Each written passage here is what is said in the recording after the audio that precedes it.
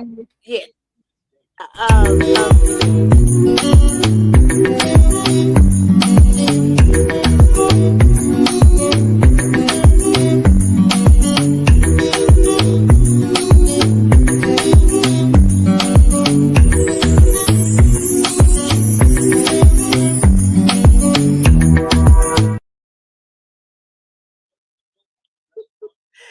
hello, Shereen and Hi, Chloe. Latanya. Hi, Latanya. She says, hi, Titi Hi. Tanya. No, what I was starting to say was if I should have done the longer intro or the shorter Oh, one, like oh no. give it Oh, time. well. The shorter Yeah, one is. that I know. Oh my goodness. Well, welcome to everyone. Real Talk, Real Solutions at the heart of the conversation. And our special guest, Chloe, in the picture. She's just so adorable. Oh, thank That's you. yes, that is our Chloe. Chloe. And hi, Chris. Thank you so much for joining us. Rosalind, thank you so much for joining us as well. And to everyone in the eye, thank you so much as well. So, as you see on the title, we are doing um, red flags. I'm trying to do it like, okay, red flags, yellow flags, and then green flags in a relationship. And so what do they really mean? And so we were wanting to talk about the different areas for a person who is single, a person who is biblically divorced and want to remarry, a person who is widow and is considering being remarrying. I think I hit all those. Yeah, I think I hit all of them. And so we wanted to this live stream from a conversation, and so it just kind of spilled over where I was like, you know what, let's do a live on this and talk about the different flags and the colors and what they represent, and especially between women and men, how it's very interesting how the things that men, what they will see and what they will like, red flag, I'm out of here. Like, I'm done. And women, we tend to see the red flags, but we'll just continue. We'll just continue on and continue on with it. And why do we do that? And yes, we have Chris, who is a guy. So, Chris, we would love to get your input as well on this. And also, if anyone wants to come on, just let us know and we will share the link and you can come and join the conversation. And so, yes.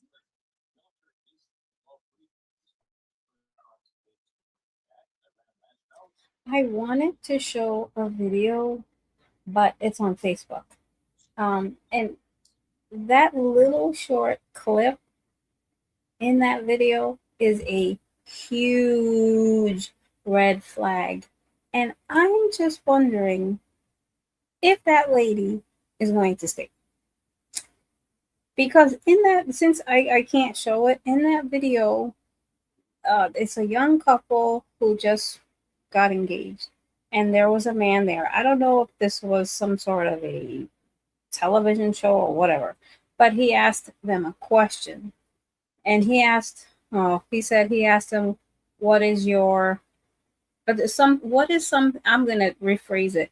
What is something that you like that is, okay, kind of weird?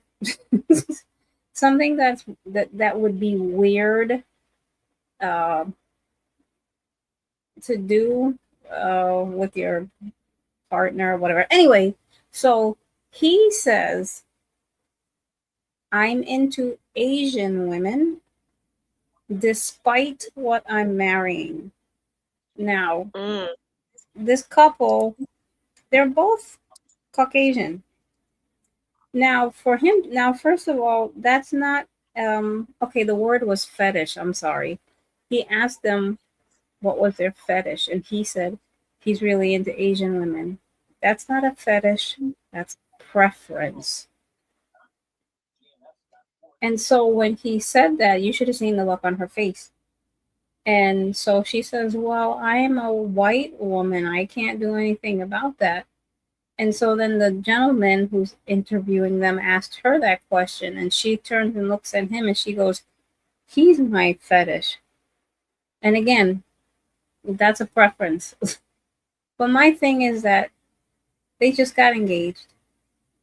What man would stay engaged to a woman if the question was, I mean, if she answered that question and said that to her fiance, oh, this is what it is, blah blah blah, say like whatever her fiance might be, but she'll say she prefers the opposite.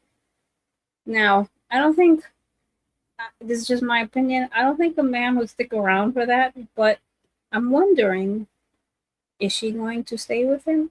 Is she going to marry him? Possibly she might, but I don't know. But that's a big, huge red flag right there. But I think she's gonna go through the red flag stops. Oh wow. I remember when you told me about that, and I was like, what? But how she handled herself was really good. How she handled that. And so, but I'm sure probably her friends saw that, maybe family members. And so that would be very interesting um, afterwards, like what they might say about that. Like, wow, that is one of those interviews. It would have been nice to get a follow up with that and to like, okay, um, hmm, what's going on here? Yeah. Yeah, yeah. Well, I went to the comment section, and all the comments that I was able to look at, everyone was like, "Run, get away from him. He would be single so fast." So yeah, Wow. Wow. Yeah. That's yeah, what is those in the comment section? What do you all think? What do you think about that? And you did say, Shireen, you said you couldn't. It's on Facebook, so you can't. yeah, it's on Facebook, and I didn't link my Facebook um channel, so I can't. Wait a minute. Let me see if I can. Hold on. I'll Okay, try. okay, okay. And so I will. In the meantime, I will. I will show. It's a video, and it's saying, let me just try to see if I can pull it up really quick. Um, let me see. Um, it is.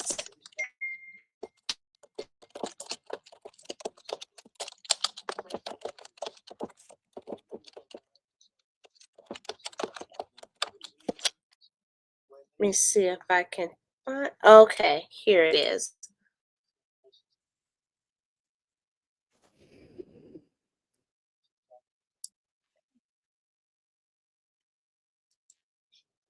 Okay, so I am going to pull up this one. Let's see.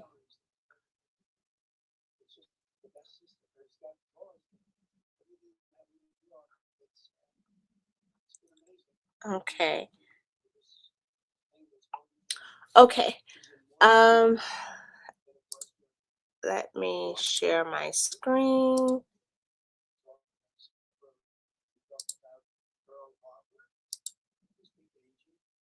But before I do that, let me put up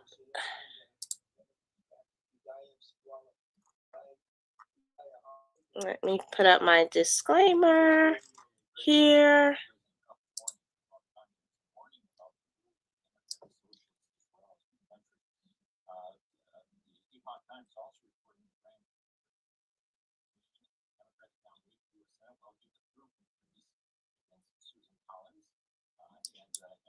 Okay. Don't want to get us a copy strike, so let me go to the video and oops, nope, not that one. Okay, here we go.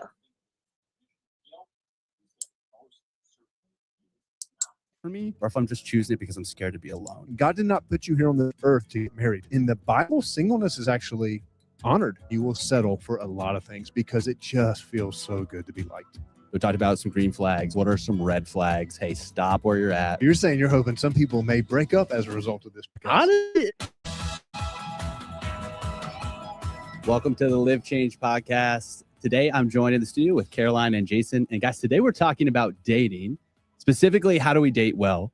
And I want this episode to hit people really where it hurts in some ways. I want this to be a don't get married until you listen to this whole episode kind of episode. Yes. I like that. Yeah. Because I feel like we're I going to don't know make if I like hitting people where it hurts, but that's true. The heart, man. the heart. There's some heartbroken people out It's there all like, I out need of to hear love. this. Yeah. I need to hear this.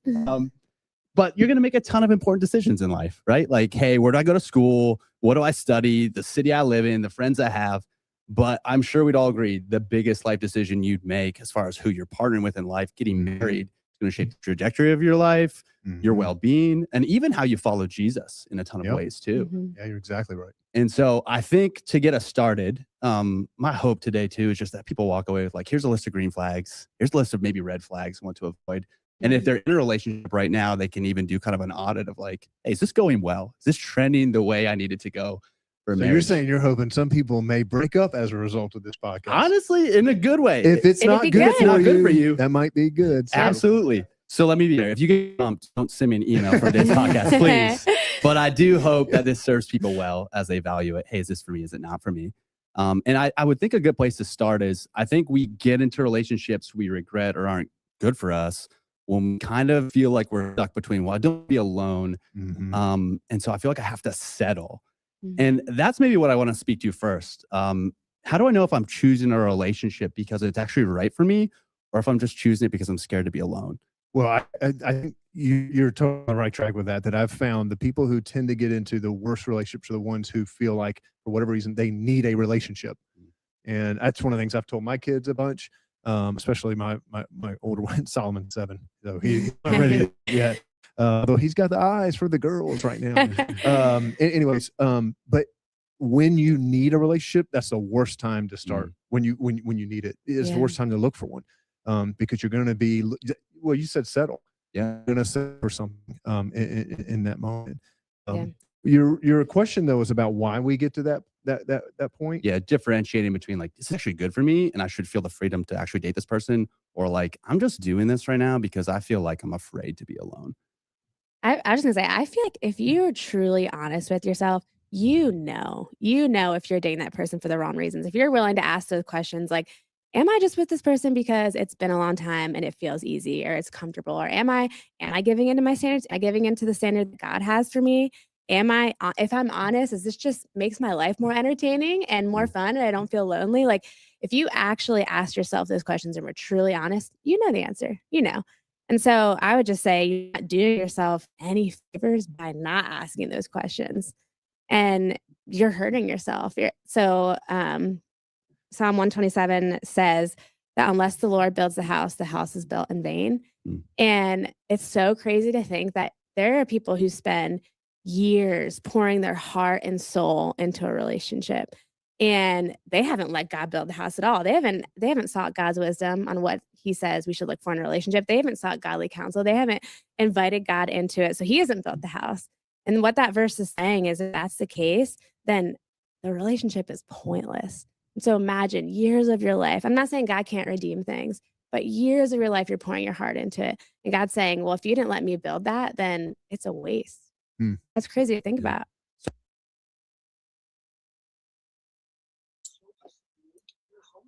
Wow. I'm sorry. I just had to stop right there because wow. Unless the Lord builds the house, you're laboring in vain. Wow. And I like what you said, how deep down we know, we really, really know if we just in a room by ourselves with us and God and just really lay it out to God, XYZ. This is really, really, the deal. I really know. But a lot of times there's the but that's there. And so, and a lot of times women, I think we have a little harder time, like maybe pulling away or either just, I don't want to say, I don't know, but,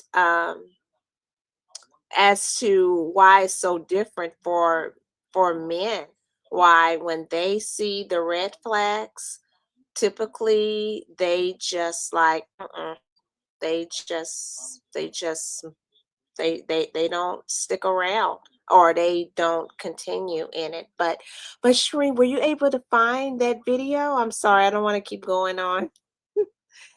Yeah, I found it. Let me see. Let me see if I could share it. Let me see Okay. if that'll work. Oh, I guess it will. Okay, I think I can. Yep. Yay. Okay. So we'll pause this one. Okay.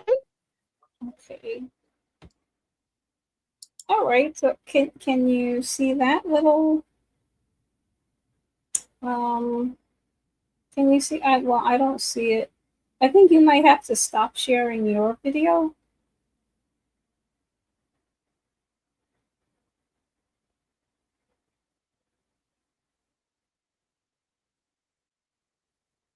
Latanya, I think you'll have to stop. Oh, yeah, I think you'll. Oh, sorry.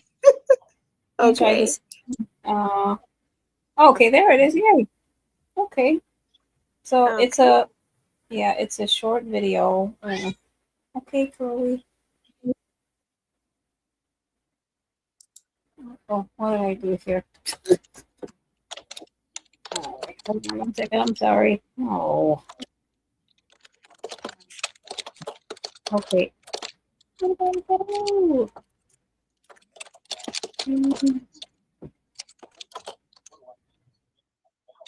Can you still see that by any chance?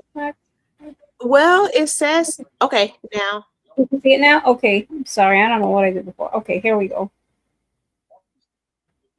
Y'all just got engaged. What's y'all's fetish? I'm really, really into Asian women despite what I'm marrying. Bruh. I'm literally a white woman. I don't know what to say about that. So, what's your fetish? my fetish? That man right there. This one. Yeah. Thank you. I hope y'all have a great wedding.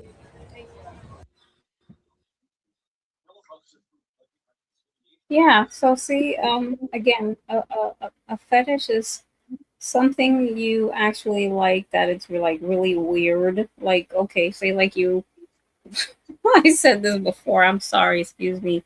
If you like sucking someone's big toe or something, like that's a fetish. Or doing something weird or gross that you normally wouldn't do. He prefers Asian women. And again, how do you, but you know what? I kind of say maybe it's a good thing he asked that question and she heard what he said, because I pray that she would really step back and just say, no, I'm not going to move forward with this. And again, he didn't even say, I'm really into Asian women despite who I'm marrying. He said what I'm marrying. What does that mean? She's not a what? I think I understood what he meant. She's white. She's, that's the what, but still, she's a person. She's not a what. But hopefully, she won't go forward with that relationship. She'll give him back his ring and say goodbye. Yes. Yes. I don't know who wrote this, but it says never trade your partner's dignity for a cheap laugh. Hmm. Yeah, they wrote that up under that. And I was like, yeah. And I was looking at her face, and when he's after, she was like, well, it's him. And she, unless I misread it, but in her face it looked like disappointment, even maybe embarrassment. Yeah, I think all the above and then some, Yeah. like shock and disbelief and hurt. And I think she was trying to Yes. play it off to try to make it look like she wasn't too shocked, but Yeah, all of it. Yeah. yeah. Hey, ladies. Hi, Hi, Billy. Billy. How is everyone? Good. You okay? Yeah, so that was the video. Like, it's terrible. Terrible, terrible, terrible. What would any of you do? Chris, what would you do if you just got engaged and that person asked a question like that? Well, I don't think you would be anywhere near someone asking you that type of question. That's not something we as believers are gonna ask another believer something stupid like that. But let's just say hypothetically, you were asked a question like that and your fiance responded the way he did. What would you? The question was, that man asked that couple, what is your fetish? And like I said, that's not a fetish. When I mentioned about the toes, that's a fetish. That's doing something that's off kilter that you like. But what he said, that's a preference. He prefers Asian women over his Caucasian fiance. So if your fiance said something like that, how would you take that? What would you do? You wouldn't have an answer, but what would you do in regards to your engagement and your relationship with your fiance? Again, I don't think as believers we would do such a thing, but you never know. You got some people out there. Anyway, so yeah, that was just a hypothetical question. That's good. That's good.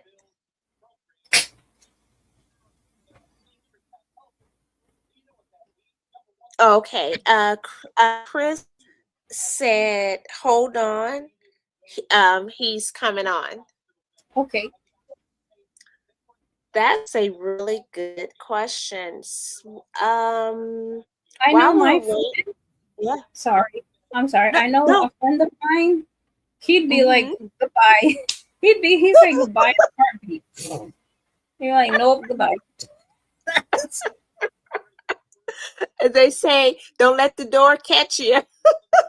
Or yeah, don't let the door hit you or the good Lord split you. Yeah. There you go. There you go. Yes.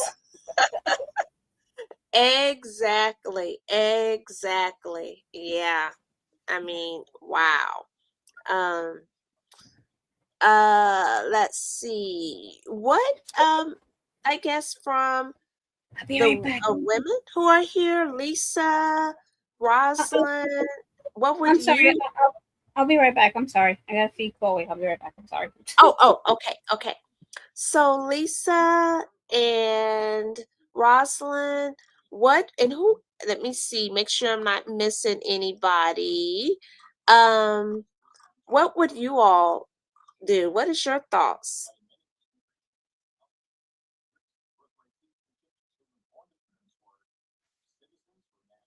Okay, let's see. Hi, Chris. Thank you for joining us.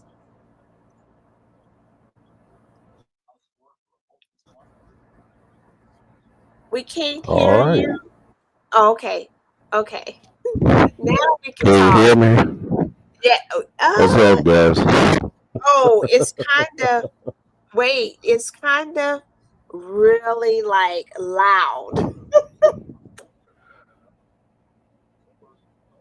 Okay, Hold on. can you say something now?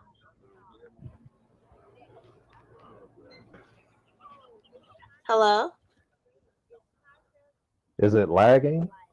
Okay, now that's a little better. Okay. So Chris, do you remember the question that Shireen asked you? Can you repeat it one more time? Okay, I can't, but I'll give you my. How would you respond? How would you maybe respond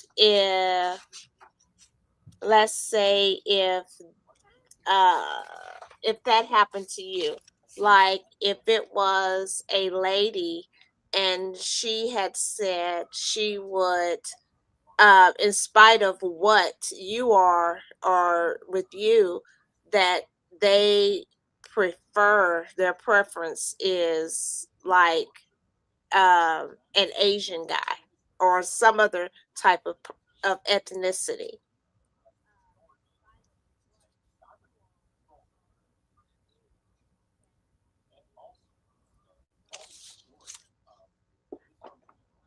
Would you consider that a big red flag?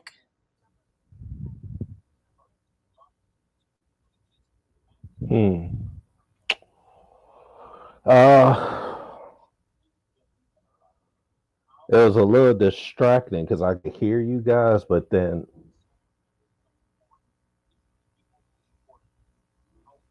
tell me the question one more time because I'm getting an echo too, and I didn't know Yes, if I need to leave out and come back in. your audio is not the best. Hold on. Yeah, Lisa even mentioned Can that you hear me now?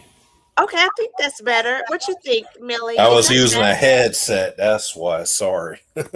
Yeah, he sounds a lot better. Sorry about that. Okay, okay.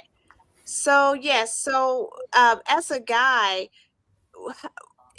if this was done to you, like the person you're with, engaged to, and someone asks you, both of you asks you a question, I mean, asked her a question, and she hmm said, "Well, I prefer Asian men than what you are." How would you feel about that? I would be taken aback by it. I'd be honest, and I probably try to pick her brain more as to why she might feel that way. Honestly, but it would make me feel some kind of way if I'm gonna be honest about it. Right. Yeah. Yeah, that's I I was playing a video that was kind of talking about a little bit of this. So, well, Millie, do you do you want me to uh, finish playing the video? Then you, or would you like to comment No, play the something? video. Oh, You can play okay, the okay, Yeah, play the video. That's fine. okay, okay. Let me.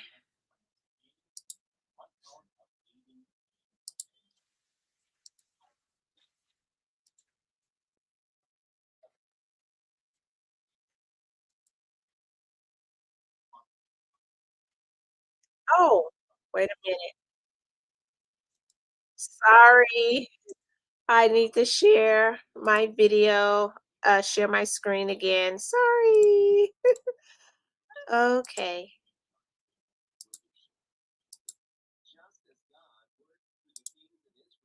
Uh-oh. Okay. Here we go. You can All answer right. that, and you have to know, you have to kind of dig deep for your motives there. And the problem is, the reason why it's tricky is because it feels so good to be liked. Yeah. It just feels so good. Yep. And sometimes you like being liked, and to the point where you will justify a lot of things, Mm-hmm. and you will put up with a lot of things, and you will rationalize a lot of things, and you will settle for a lot of things because it just feels so good to be liked. It's just not, it's not sustainable. And I mean, we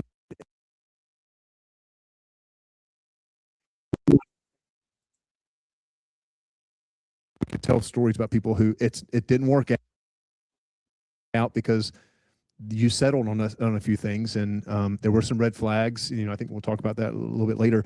And you just kind of settled though, because the fear of being alone, or not having someone like you, that feeling, is not worth it. And I think you touched on something too. Even as we kind of pose that question, it's kind of the misconception that like I'm wasting my time if I'm alone. Really, we're wasting our time if we end up with the wrong person for an amount of time too. Like we can learn from it, but at the end of the day, if it's like, hey, I spent 5 years alone working on myself, or 5 years in a relationship that wasn't good for me, and I ended it, you're still not with that person in the end. Mm-hmm. Well, and there can be so much damage that you're causing your heart, their heart. But yeah, go ahead. Well, I was just going to say, part of that's rooted in a cultural pressure and a cultural myth about that value is kind of how not necessarily attractive you can be, but are you in a relationship? Singleness is not necessarily celebrated. Mm-hmm. And if it is, it's like celebrated in a very sort of kind of this idea of like, I'm going to stay single, but I can still do whatever I want with my body and all that kind of stuff. So it's even kind of warped a little bit on that side. But what I mean is, in the Bible, singleness is actually honored. Mm-hmm. And in the Bible, singleness is seen as a gift. Mm-hmm. And sometimes that's very countercultural. Jesus was single. Jesus was never married. Paul may have been married at some point. We don't know. He could have been, what was that called? A man is widowed, a widower, or a widow, a widower, I guess. So he may have, but we know he went through his ministry years not being married. And he says at one point, this is in 1 Corinthians chapter 7, he says, look, if you're single and you want to get married, great, that's fine. He's like, but also he just says, just know that when you do, you will be distracted. Like, there is a focus for ministry. The greatest aim of your life is not to get married. Yep. The greatest aim, God did not put you here on this earth to get married. That is not his aim and singular aim and intention for your life. If that happens, great. He put you here to know him, walk with him, and join him in his work in this world. Mm-hmm. That's the bottom line. That's why you were created. Mm-hmm. Some people can do that while married. Some people can do that single, but it doesn't matter. But Paul says the moment you get married, your attention will be divided. It's not like it has to be. If I'm a pastor and I'm married, if I give all of my attention exclusively to LCBC and the ministry here, and I ignore Jenny, I'm off. Right. Like, that's not good. But that also means there's things that I can't do. Yep. And so he's just saying, hey, look, man, don't get sucked into the myth of feeling like you've gotta be in a relationship, because that'll lead you sometimes again to the settling thing. And it's not only that, there are gifts in singleness. That's what he's trying to say. There are gifts. There are things you can do in singleness you will not be able to do any other way. And it's not like, oh, well, that sounds great. But he was single, and I don't know. It's not something to be pitied. Mm-hmm. It's not something to be pitied. It's something to be celebrated. Yeah. So that's also why it matters so much who you are dating, because you should be dating to marry someone that you think you could see yourself marrying someday. And God wants to use your marriage. He wants you and your spouse to be a powerhouse for the kingdom of God. Yes. He has huge plans for you and your marriage. And so it matters if you're marrying somebody who's not a Christian, well, how in the world is that going to work? How in the world is that going to happen? God doesn't want your marriage to be in vain. He wants to be able to use it for kingdom purposes, for something that matters so much bigger than here and now. That's amazing. What purpose in that? yeah, Tim Keller has a great book on the meaning of marriage, and he explores that and just basically says, look, man, marriages can be used as I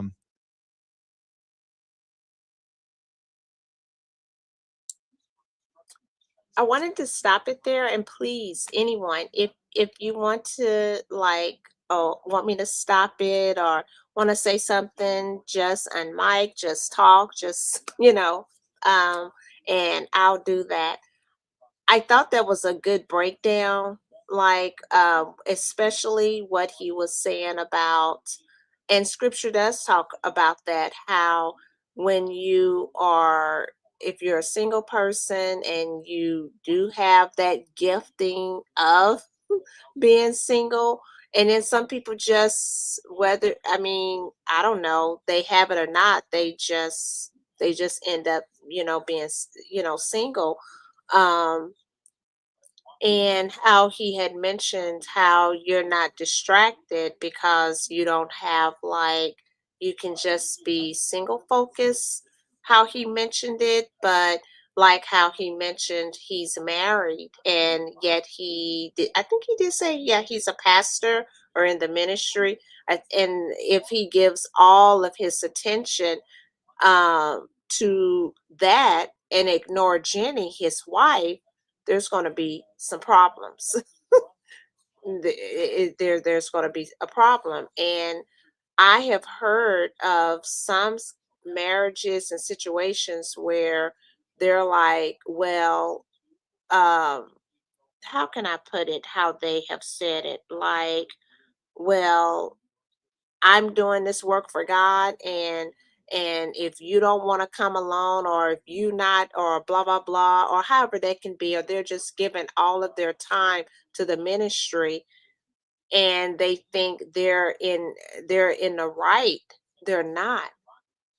They're not. If that was the case, then it's kind of like, uh, maybe you need to stay single, and then you can give all your attention, everything, not being divided or whatnot. But if you do get married, then you are going to have to give attention, and not neglect your spouse.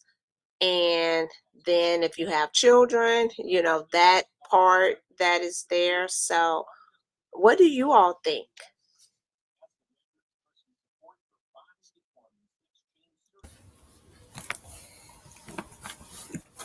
Just telling the truth. Because if you're involved in ministry, it does take a lot of time, a lot of energy. And, when you're just focusing on that, yeah, you don't get sidetracked. And you don't have to sit up there and account for another person if you're not ready to do so. Hence why I'm still single, going 40 years into this earth. But that was my choice.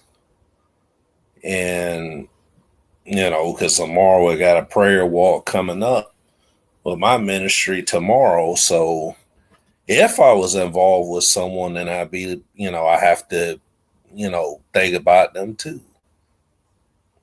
But thankfully I don't.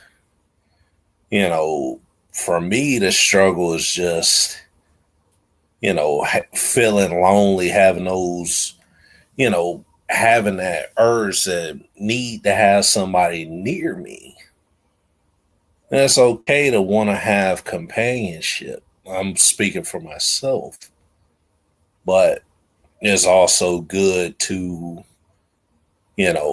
have the advantage that I have, because I can just get up and leave and not have to be home at any specific period of time as well.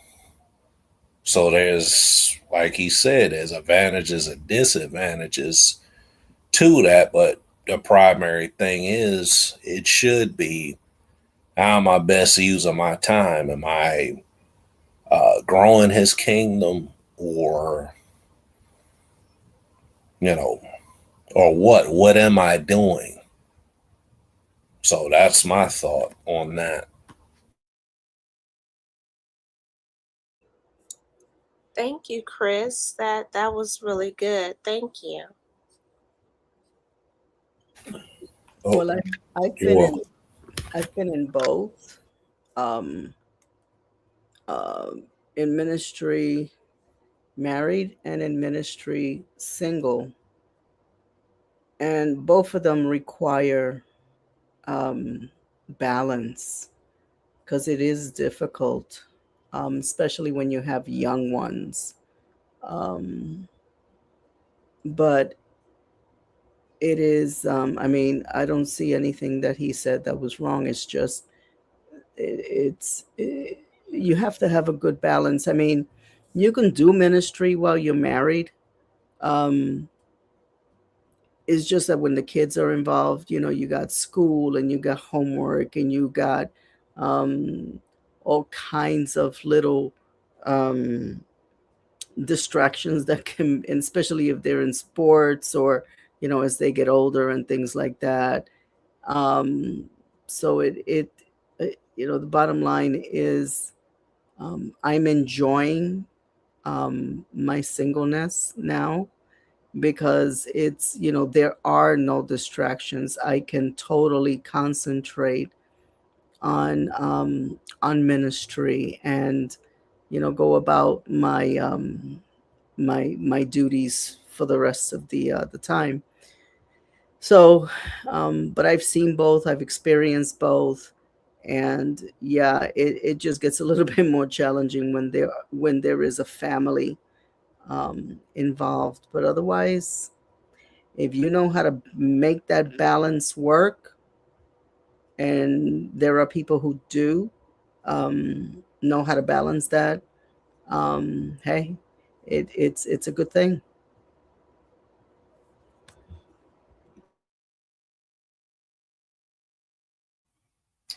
Of course, I have to be the odd man out, right? I just have one thing. This is just a pet peeve of mine.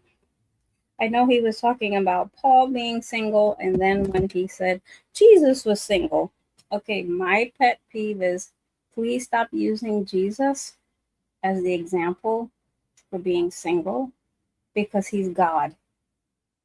He wasn't on this earth to get married. He's God. So please don't use him. You can use Paul, use anybody else.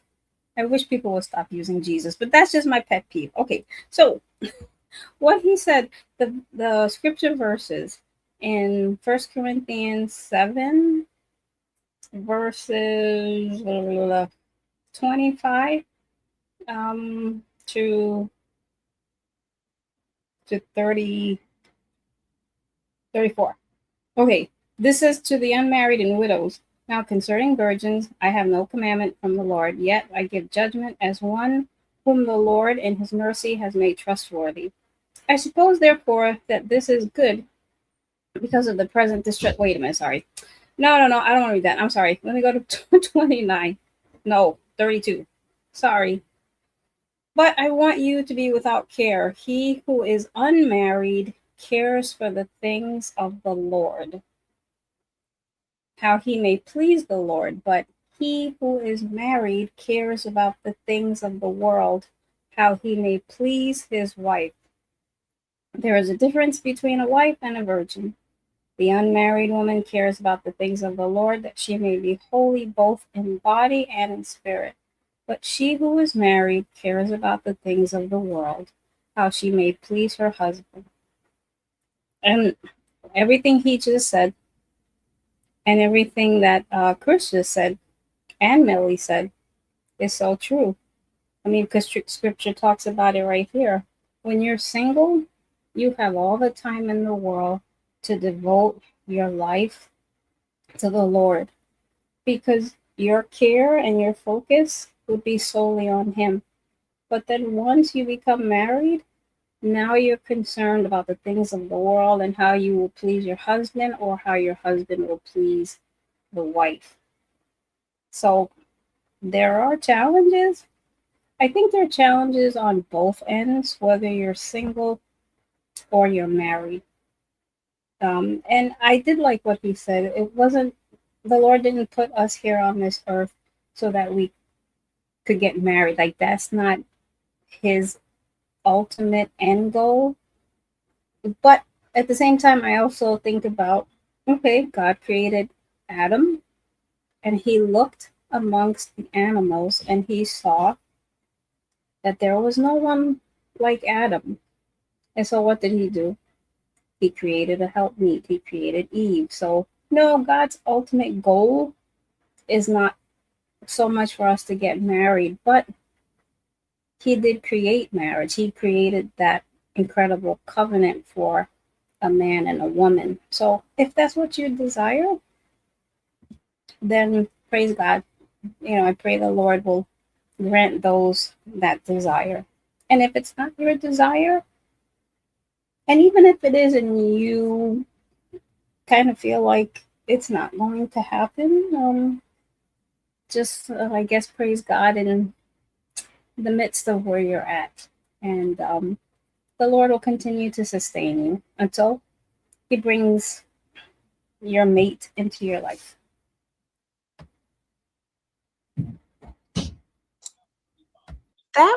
Thank you. No, Shalene, that was not, how did you put it?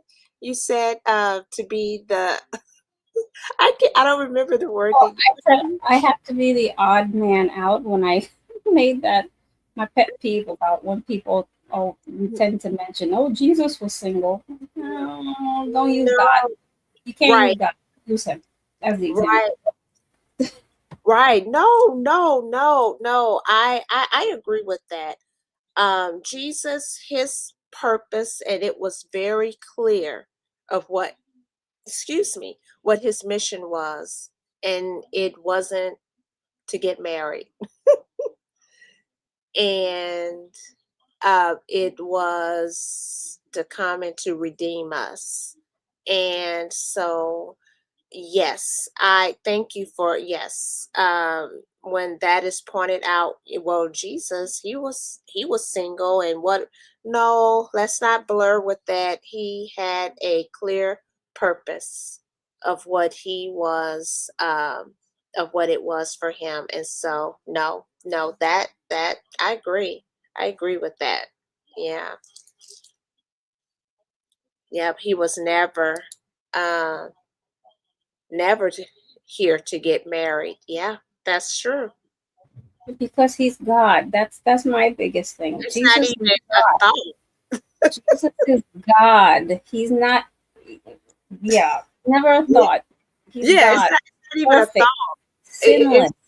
Yeah, Yeah. it's just, I mean, I don't know. That's just something that I mean, maybe there's somebody who think, but it's just, yeah, yeah. That's I don't know what to say about that. But yeah, that's really good. Yes. And then of course one of the obvious ones uh about a red flag not being, and they mentioned that, I think the lady did, how they do not love Jesus, not being equally yoked together. So not, yeah, let me. They are expressions of what God can do. Reconciliation, how God can bring forgiveness, because you got to forgive each. I mean, like they're basically a little outpost of all that God can do when you're both aligned. You said something that reminded me of something that Ben Stewart's got a great book on dating and singleness and marriage and engagement. And anyways, one of the things he talks about is that dating at the end of the day is evaluation, not a status. We look at dating as a status. I'm dating someone. Dating is not a status to be taken on. Dating is an evaluation to be entered into. Yeah. And so when that kind of goes to that, the purpose of it all, right? And so when I'm dating someone, I'm doing it very intentionally to determine character, to determine missional alignment. Like, are we both pursuing Jesus? And all that. So, but it's an evaluation. It's not a status that you're looking to take on. So what I'm hearing too is like, hey, we're created for kingdom impact. For some people, if you're just doing the math, that's going to be singleness. For some people, that's going to be marriage. I love how you spoke to kind of the cultural misconception with singleness. Can we do that quick for marriage too? Because I think culturally there's this conception of like, I got to Oh, find the one. This is a You complete me. That's not where I thought you were going, but We can go there, no, wherever you wanna go there real quick. So there's just this idea like, I need to find the one. There's Yeah. this one person that will make me complete, and that's the person for me. Let the pressure off. Mm. If that's the case, listen to this. This is how ridiculous that idea is. If there's truly only one out there, all it takes is one person to screw that up for the whole world. Yep. Because if they didn't get the right person, then that means you just do the dominoes Yeah. started falling at that point. Hmm. No, God's will is a lot more permissive on that. God's will is that you marry.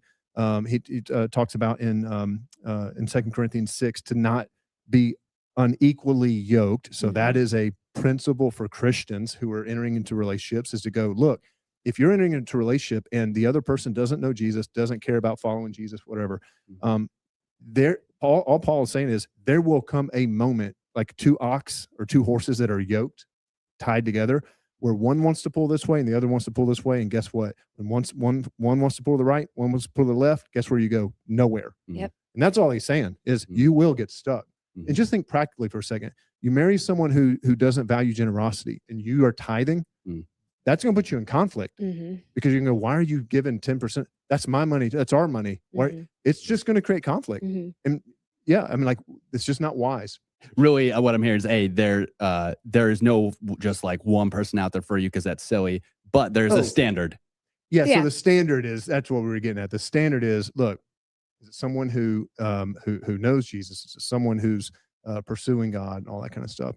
So, and then there's like that's like lowest rung of the ladder. When Jenny and I started dating, let's just be real honest. It almost always starts with attraction. There's an attraction physically. There's an attraction.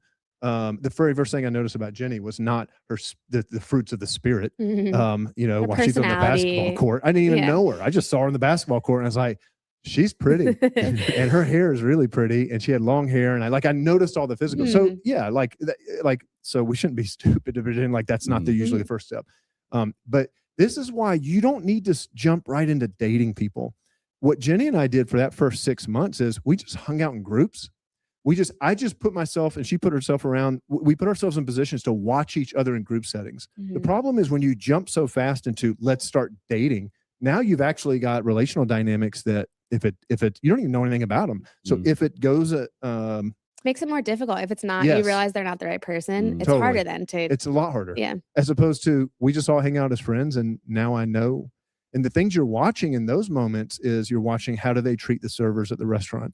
How do they treat the other women, the other girls who are in our friend group? How do they talk about their parents? These are all the kinds of things you're listening for and watching for, because that's where character is revealed. And you've done all of that without any exclusivity in the relationship. So you can do all of that. You can date someone without them knowing it. And you probably should. Yeah. Sneaky that's dating. good. Yeah. I just came up with that. Yeah, I like that. Remember that. I'm gonna say it Somebody needs to again. write that down. You can date someone without knowing it. Someone's gonna listen. Wow, that was interesting. You can date someone without knowing it.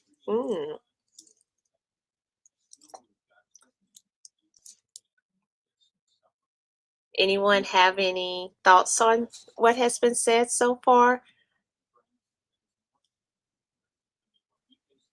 There we go again. Okay. When he mentioned that, I guess he said, did he say it's silly to think that there's only one person out there for you? Yes. I agree and I disagree. I disagree because if you're going to marry one person and you both know that God has brought you both together, then that one person is for you. Now, let's just say your spouse passes away. Yeah. Okay, this is what I'm going to take. I'm going to take Pastor Sean as an example. Pastor Sean was married for 25 years to his first wife, Deborah. So she was the one for him for those 25 years. And then when she passed away, the Lord brought another woman into his life, Mm. and now they are married. So she is for him now. Okay. Yeah. But that's just me.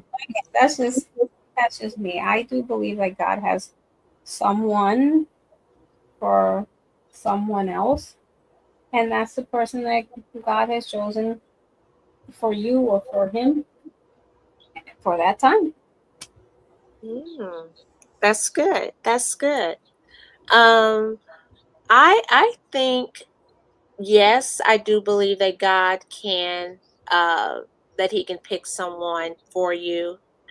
If but how much it's really similar to what you were saying, because if that person, if I go with the notion that God, has one person that he has in mind for a person, but then if that person is no longer not, there or something, then it's like, well, I guess it's over for you, because it's the notion that God had that one person, and if that person don't work out, then it's like it's just too late for you.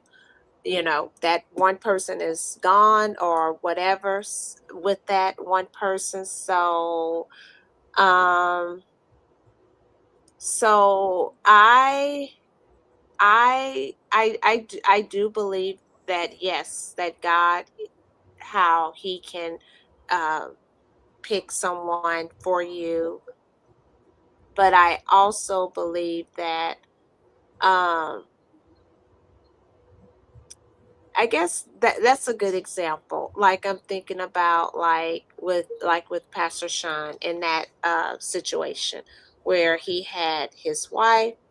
Then after she had passed away and he was a widow, then he was just he was free to marry again if he so desired. And so he found his wife that he's married to now, and so yeah. So I guess it's the same what you were saying with that. Yeah. Oh, Millie, I'm sorry. No, I was listening to you. So what is your thinking on that? Do you have something different, or I don't quite know how to answer the question. yeah? I really don't. Um, I because mean, yeah, God can have someone for us, but remember, um we have morality to choose yes, we have. that individual. Mm-hmm. And someone can say, with all of the temptations and that we have these days, and that falls on both sides, men and women.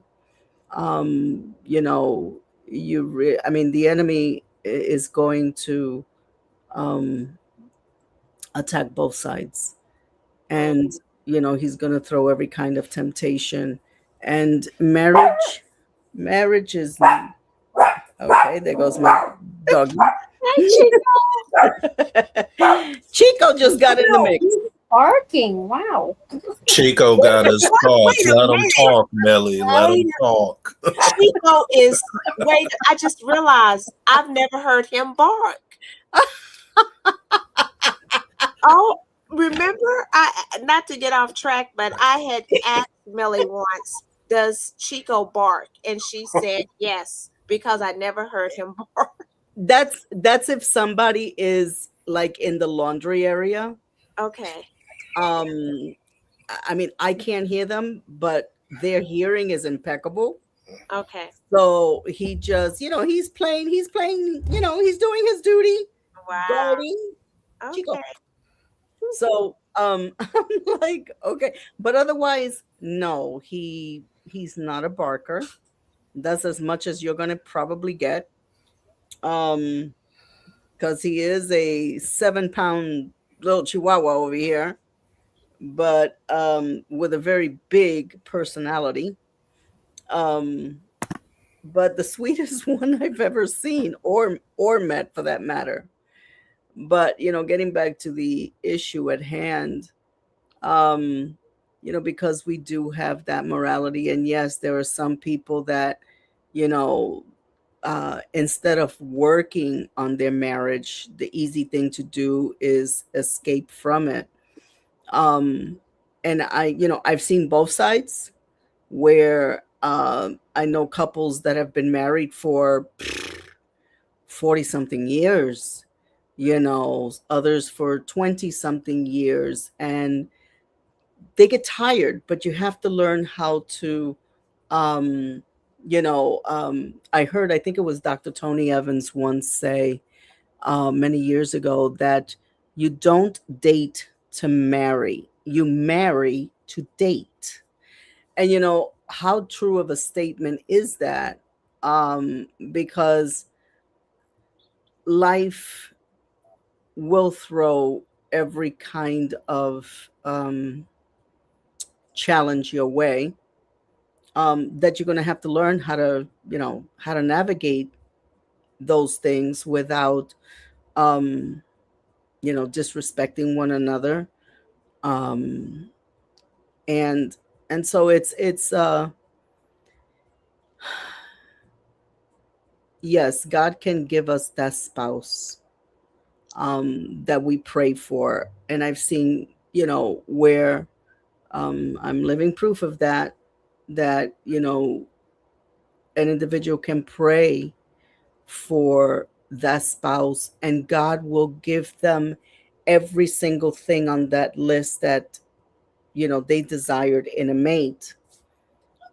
Because of our humanity, however, we can turn those blessings into curses, where the marriage can be, can wind up in divorce. And again, it depends on the individual. You have to work on the relationship to keep that flame alive. Otherwise, if you take your eyes off, or if you become lazy, anything is apt to happen. But yeah, marriage is not an easy thing. But it's not an impossible thing as long as you both keep your eyes on the Lord.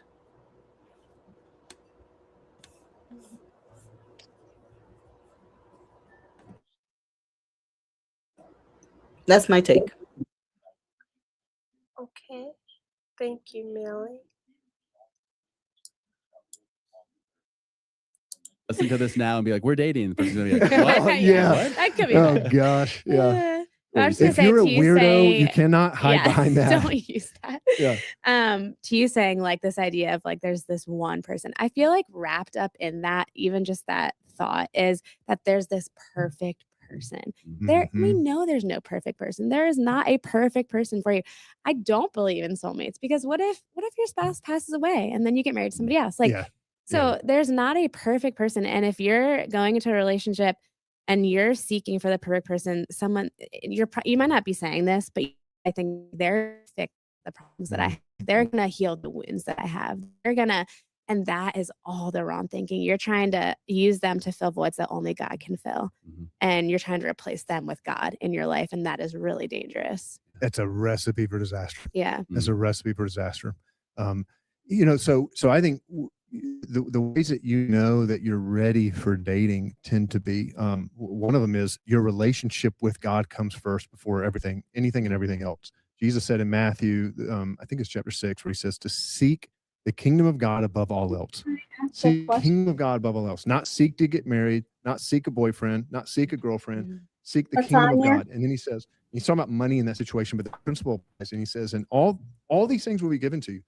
It'll all fall in line. Yeah. Your intention and your desire and your. Sorry. I'm sorry. I just wanted to ask a quick question. Is anybody thinking that they're going to find the quote unquote perfect person? I don't think anybody's thinking that, right? There is no perfect person. Thank you. doesn't exist. Exactly. Only you know what? the only one is Jesus, and that's it. But you know what though? But you know what? I think some people, they may not say it, but I think the way some people act, they give off that, because we know there's no perfect person.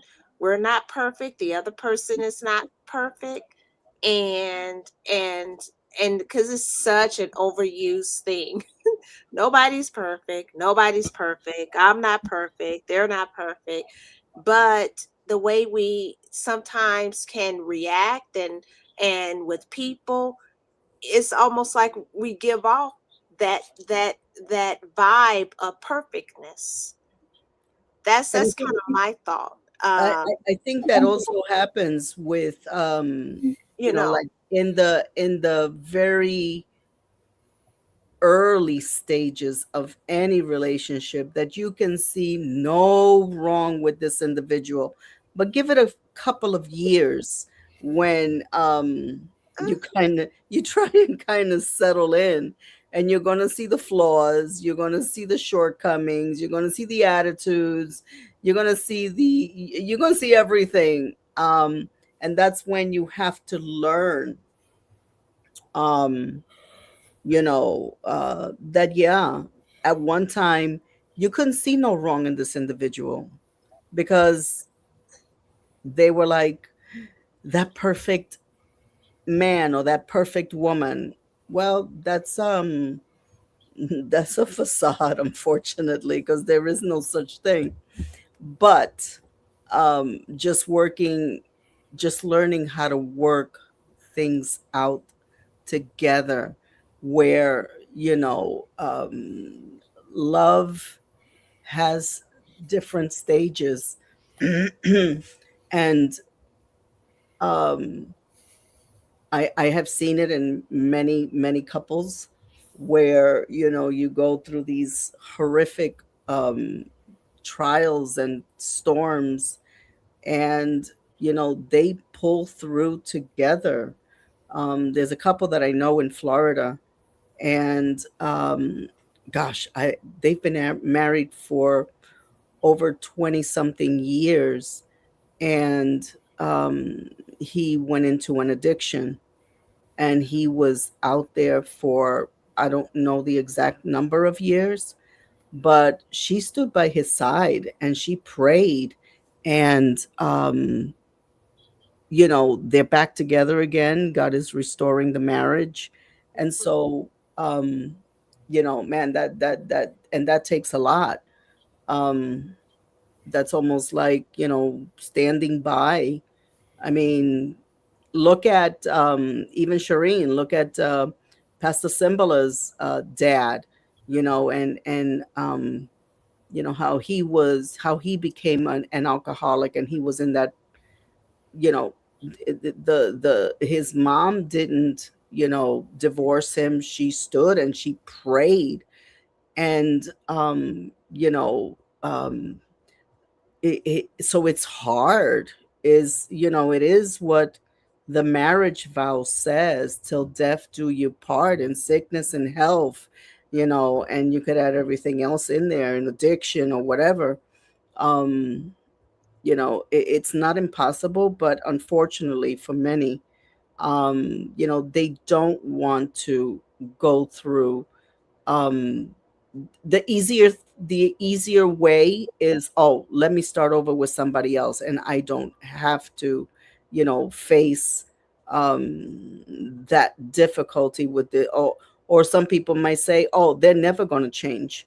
But I know God to be a God answering, a God answering God, who answers prayer, and there's nothing that he cannot do.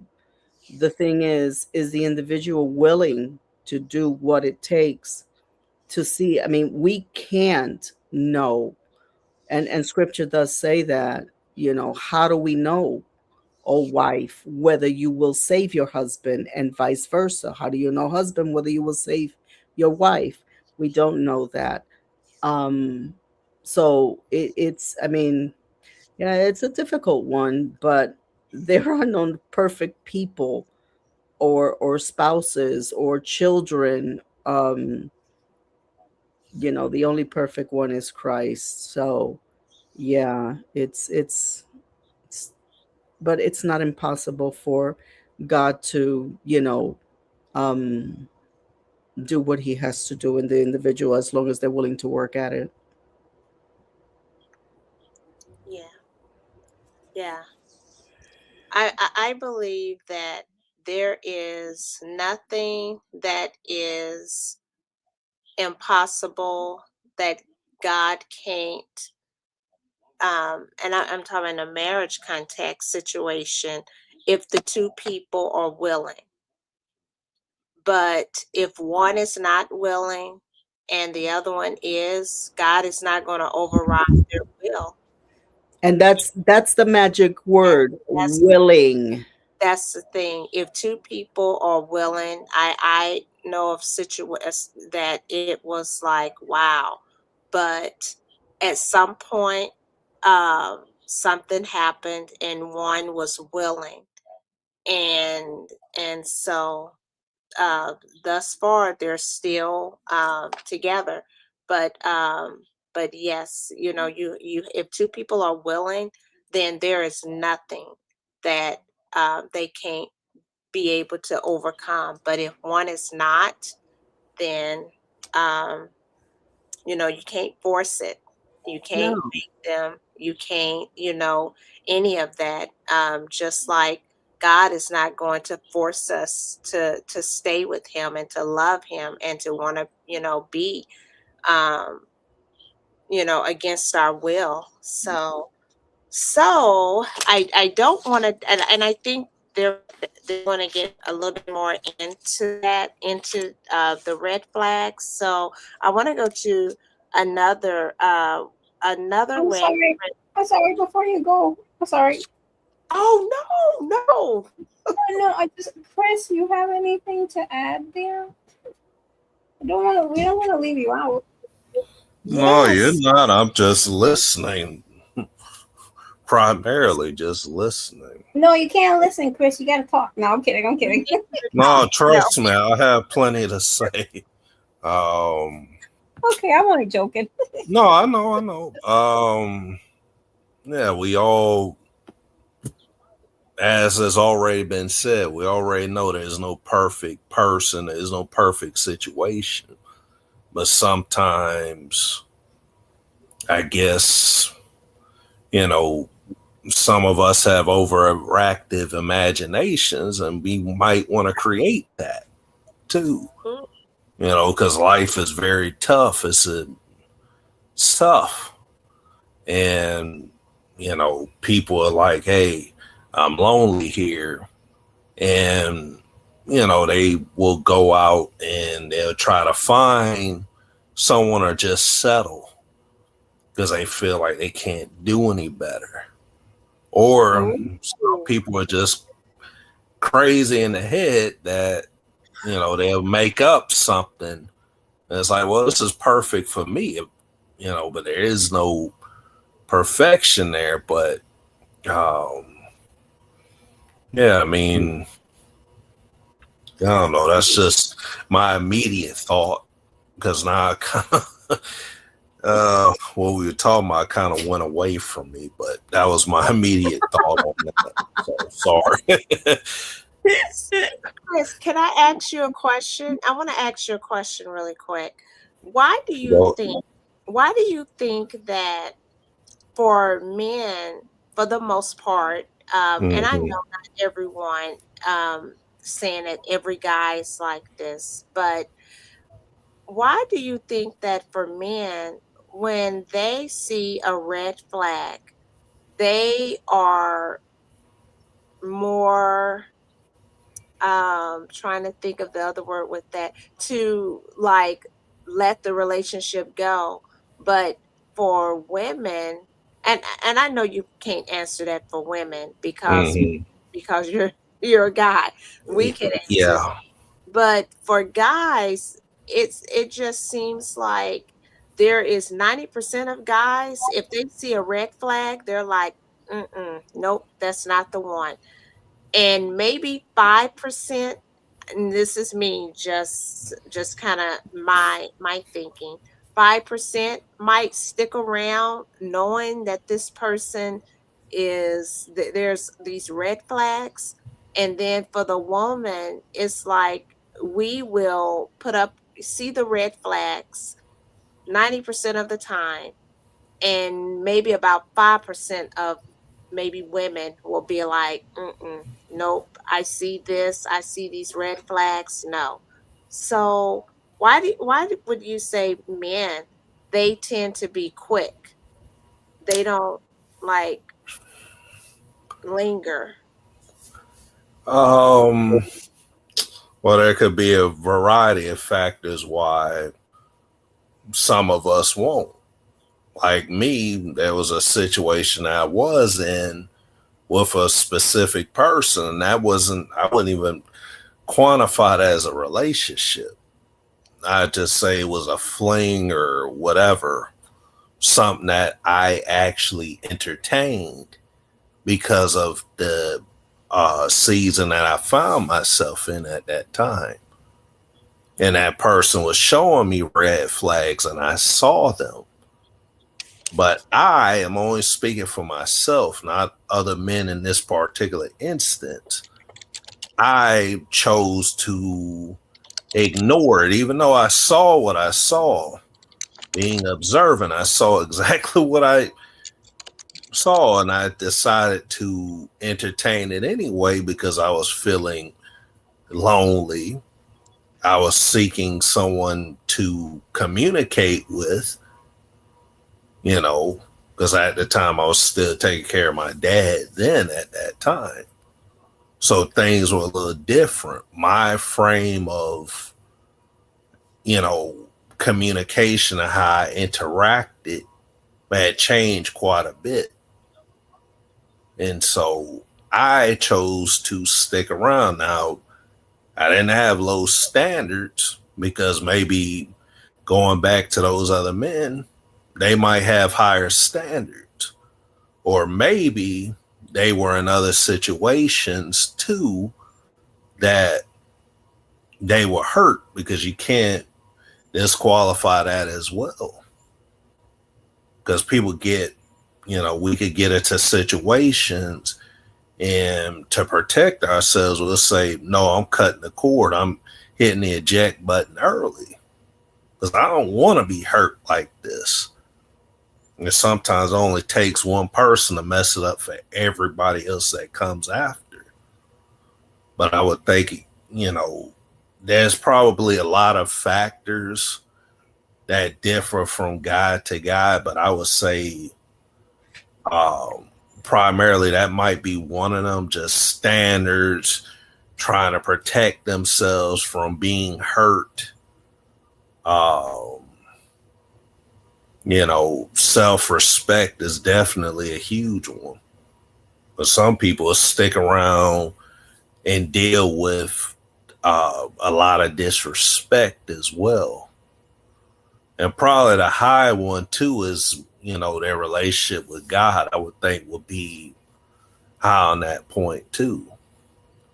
Because some people don't need to be in a relationship. Some people, having God is enough. And really, he is enough. But some people feel like, I need this other person to complete me.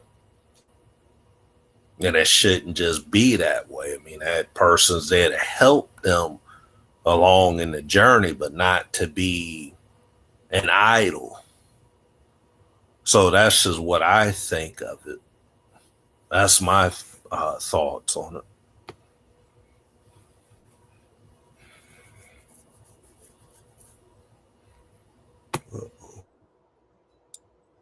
Thank you, Chris. Oh, Shireen, yes, take. Oh no, I was just gonna say that's great. I thought all your answers were great, but it's so nice to hear from a gentleman's point of view. And for Chris, he was sharing his heart and his experience. And no, I'm not a man, but sometimes having male friends can kind of give you an understanding as to why they do what they do. And so I just think maybe for other men, when they see a red flag and they're out from the get-go, I think because, men, first of all, they want to be respected, and men want to have peace in their lives. And so any red flags start popping up where they're being disrespected and that their peace is being disrupted, they're like, nope, I'm out. So I'm glad you mentioned that. I forgot to mention that. That's chief. Again, I'm speaking for me and for a lot of guys. Like, if women had an attitude too, if a woman has a bad attitude, nope. I think across the board for us men, across the board, that's an automatic nope, cutting the cord, not dealing with that. Because that's that Jezebel spirit. Nobody wants to deal with that. Or if you're a nagging woman. yeah, that's right. I forgot about that. Yeah. I gotta thank you, Serene, because you helped activate that too in my mind, because I'm like, wait a minute, I might be forgetting something here. So thank you, sis. No, because it also reminded me of my Louis, my fiance, when he was alive. I know that was the type of man he was as well. He definitely wouldn't, like, if I was someone who was, a nagger, like Chris said, and I disrespected him, and if I was like a loud mouth or anything like that, yeah, I think Louis would have left me from the very moment that he met me. So it was like, no, and he was very much into being not just respected by me, but other people. But yes, just from having a male friend, or just from even having a fiance, just seeing that men are, yeah, that's how they're wired. You disrespect them, you mouth off to them, it's like, nope, sayonara. Exactly. Literally treat others how you want to be treated. Right. Very succinct. Amen. Amen. I was just thinking, I was like, maybe that's why sometimes when you have the dynamics of a female and male friendship, why sometimes they tend to really work well, because it's not the drama that can be there. Like a lot of times with with your female friends, it's like how it's just different.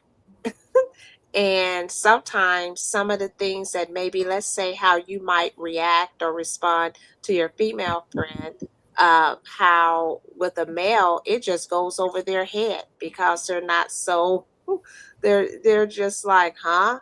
Whereas with a female, you catch every little thing, like you were snippy or you were this or just whatever. Just a thought. I was just, yeah, thinking.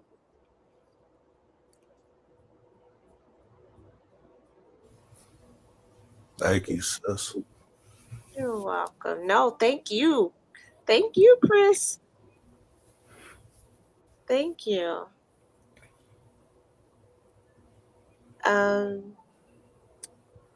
So I guess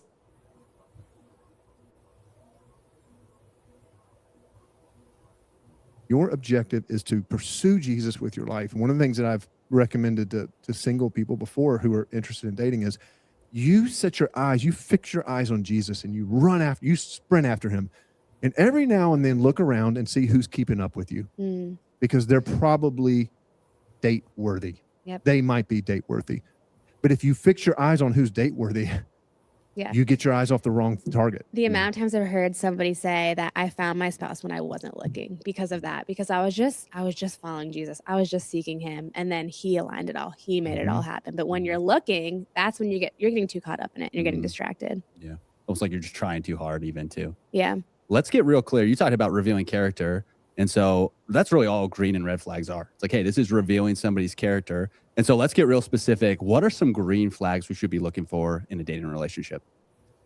I think number one, and again, I'm assuming if you're a follower of Jesus and you want to live as a follower of Jesus, so I'm talking in that way. What you're looking for is spiritual hunger in the person, spiritual initiative in the person. That's number one. And so what does that mean? Does that mean they have to be a pastor? Does that mean they have to be? No, absolutely not. What it means though is, do they pray with you? Do they ask? Do they share with you the other person? Do they share with you things that God's teaching them? Do they? And again, you can just be simple stuff. I just mean they're taking initiative. Do they prioritize church? Do they prioritize godly Yes. community? Do they seek godly counsel? Yes. Are they doing those things? Is that obvious in their And life? some people listen, they're like, well, that person's not out there. They are out there. Yep. They are out there. And I'm not talking about perfect, because I just more mean it's the pattern of their character. Yeah. And so what's the pattern of their character? But if you I tell my kids this all the time, man. I've told Sienna, I don't know how many, Sienna's my oldest. I don't know how many times I've told her, people will tell you who they are, so listen. And we try to, and that's where it's like, well, but they're nice and they're a good person. And it's like, okay, well, they don't ever ask to pray with me, but they're nice. It's like, okay, but nice is not the top rung of the ladder. That's the bottom. So nice, nice might not make you want to be more like Jesus. No, Like nice is permission to play. Yeah. Nice is, and so don't make the things that are like, they're kind, they're like, they're responsible, honoring. Girls, I'm going to talk to girls real quick. You need to find a man, and if you're interested in dating, you're looking for, you don't need to, but you're looking for a man who's responsible. They take ownership for their life, right? They go out and they work hard. And they take pride in the work that they do. They follow through on their commitments. When they say they're going to do something, they do it, right? They honor everyone. They honor women. They take care of themselves, and they treat you and they treat other women like they are daughters of the king, right? These are the kinds of, that's the front door. That's what I'm trying to say. Right. Then it's like everything else, there's chemistry and there's all that other stuff that's on top of that. But that's like, we're not even entertaining it if that doesn't happen. That's not the end goal. That's like the front door into the room, if that makes sense. Any other green flags? Anything come to mind for you, Caroline? So one of the things that I noticed about Nick early on in the not dating yet, but just like observing the dating he didn't know. You were dating and he didn't know. Yeah. Recon. Was Recon. I love it. Was just how he talked about people. Like Nick, I mean, he's imperfect, so he's obviously gossiped before, but he rarely, like, just the way he honors people with his words. And I noticed that about him right away. And to me, that was a fruit of the spirit. To me, that was him caring about what God calls us to let the words of our mouth be uplifting and encouraging. And that really mattered to me. And so you said this earlier, but watch how they talk about people. Because if they're constantly gossiping about other people, if they're putting people down, they're going to do that about you behind closed doors. They're going to, if they're constantly doing that and you get married to them, it's going to rub off on you. You're going to become like that too. And for me, I would say I have grown more in the way I honor people because of Nick, because he is so amazing at that. And so I would say definitely watch how they talk about people. The other, you mentioned fruits of the spirit. That's an awesome, I think, actually.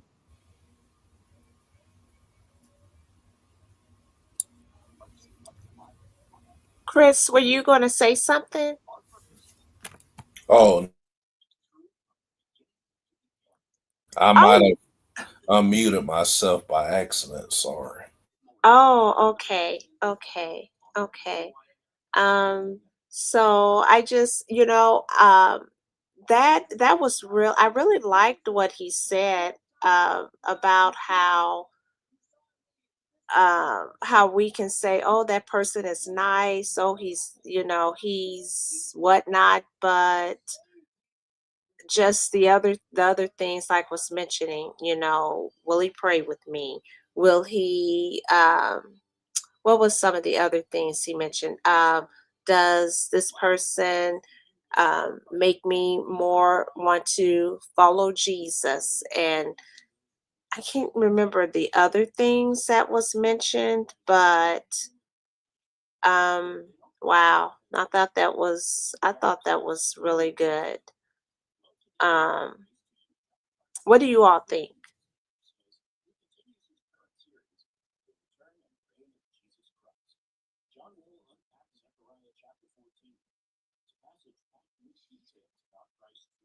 Okay, well, um, they're talking about some green. Oh, No, I don't have anything to say. I was just laughing.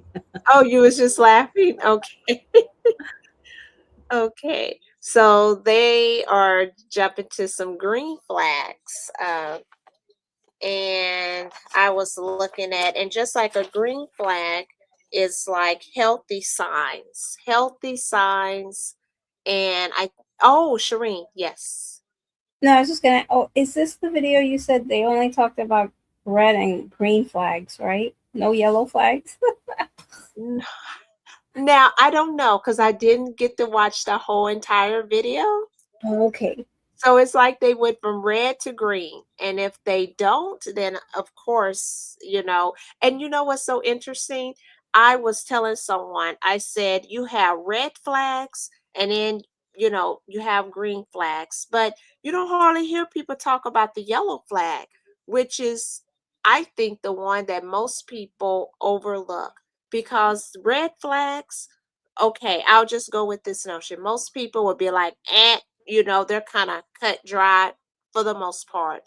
Then you got the green flag where it's like, oh, it's whatever it is for you as a person, like, oh yeah, that's good to go. But it's like people ignore the yellow flag.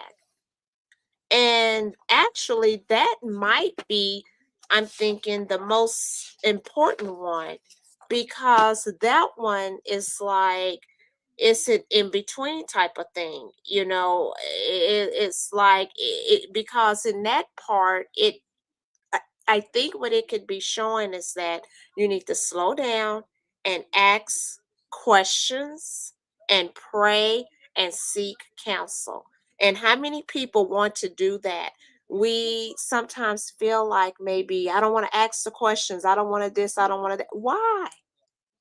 This is your life that we're talking about. Why are we afraid to ask the questions? Why? Mm. If they don't like it, if they pull away, then why are we pursuing that or allowing ourselves to be pursued if we can't ask questions? If a person is upset or they don't like that we're asking questions, something that should be some caution there. Like why? And then of course, yeah. I mean, if anybody doesn't want to, that yellow, just like a yellow light, um, when you're driving, it's telling you caution, be careful. Um, you know, um, for anything to be successful, there has to be transparency. And if there, if it would make you probably want to question, okay, what are they not saying? What are they trying to hide? Because in order for any successful relationship, you have to be transparent and you have to have open communication, regardless of how difficult the topic may be. That's what's going to make a successful relationship, whether it's marriage, whether it's any kind of relationship, husband, wife, brother, sister, sister, or whatever. So that yellow light, caution, if somebody is not being transparent, for me, that would really say, okay, well, why don't they? And some people may be very shy and they don't want to talk, but For any relationship to be successful, you need to be transparent. You need to be honest with one another, and that is key. So yeah, if you see somebody that doesn't want to do those things, then that would be like that caution light. Be careful how you proceed. Yeah, don't be like me with the yellow light. Well, you see the yellow light? What do you normally do? You speed up. We supposed to No, slow you're down. supposed to slow down. Oh my We're god. supposed to slow down when we see the yellow light, but what do? We just speed up so that we don't have to stop at the red light. You see that? It's a caution light. It's a caution. Because the red light is coming up so that you have to stop. But see, some of those yellow flags, it's there so that you have to stop so that you'll see those red flags. Right. Right. And Millie, I will say this is my little thing. It's not I don't think it's so much and this is for me of transparency. Like some people feel like you have to just tell everything, you know, about yourself, about your past. And I say it depends. But but this is what I mean. In the yellow part is it means caution, just like what it means, just like how Whoa. we have green, we have yellow, and we have um um you see, red, green, and yellow. And sometimes when it's yellow, it don't necessarily mean you have to stop. Sometimes you do, because other people on the other side, they are, so you need to, so you have to wait. Sometimes, it just depends, but it's showing, but it's letting you, okay, when it's red light, it's a clean cut stop. And if you actually go through one, you're breaking the law. And so it's a straight red. It's stop. It don't matter when it's red. It's like, I don't care if it means stop. Then I'll go with the green light. Green light, you can go. Yep. It's thumbs up. It's like, hey, you are good to go. But yellow is like that, it's not necessarily stop. It is not necessarily go. Mhm. So you need to, like, okay, it's basically like slow down. Because Yes. if you see the yellow light coming, sometimes I slow down, sometimes I speed past it. But Just like Shireen, huh? yes, and And with her left foot, it's proceed with caution. it's That's what the yellow proceed, is. it's proceed with Yeah. caution. Exactly, Chris. And I think what happens with women sometimes, I don't think, and you can please speak to this for men, we don't ask questions, and we just keep letting it go on and go on, and then we find ourselves in a situation. And why, if we do ask, that's the time to ask. You don't wait till after you've gotten married, or wait till, I don't know, ask. It's your life. Ask those questions that are important to you. And I don't know. I mean, if I, let me ask you this, Chris. If a woman, it's this a lady and it's you, would you get annoyed if she was asking you questions, or would that be? I mean, what would be your thought to that? I don't know. I just think even if the other person got annoyed, then they just got annoyed, and maybe they just have to go, because it's your life that you are considering linking up with somebody else. And if they have a problem with you asking, and this is what I mean by that. They don't, now you can ask, that doesn't mean they have to tell you.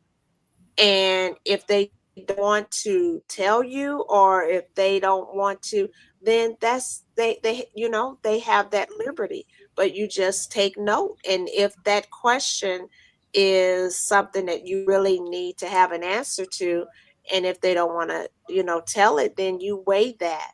But I don't think that that you shouldn't, you know, ask questions with someone that you are dating or considering, because I think I like what Rosalind said. What did she say? She said, yes, I wish I had done that. Look for the yellow flag. So what is your thought, Chris, as a guy? Again, I wouldn't mind being asked certain questions. Just for me, it depends on the question. It depends on, like, for some, maybe the tone in which they ask it. Mhm. But I'd be open and honest and upfront. Like, hey, you know, because I really don't have anything to hide. You know, so then I've noticed in the past, again, with situations I was involved with certain women, I would, you know, certain conversations would come up, like primarily, you know, hey, I said this is what I would like for myself. Like, I like to be married one of these days, and I like to have kids. The minute I mention that, it's just like what that person wanted. It seemed like all they wanted was just to have a good time, a friend with benefits type deal. And that's not what I felt I was looking for at that time. And, you know, they just flip the script real quick. And then they get ghost very fast. So that's just part of my experience. But, you know, the experience is going to vary from guy to guy. But that's just my experience with it. But I would answer honestly, and I wouldn't lie and say that depending on what the question was or subsequent questions, I can't say that I might not get slightly annoyed myself. It just depends on what's being asked and where I'm at mentally in that moment. But I don't get mad off the handle, just, you know, it just depends. Okay. Anthony, at the Scattered Sheep podcast. So another guy, can I ask you a question? So That's my brother.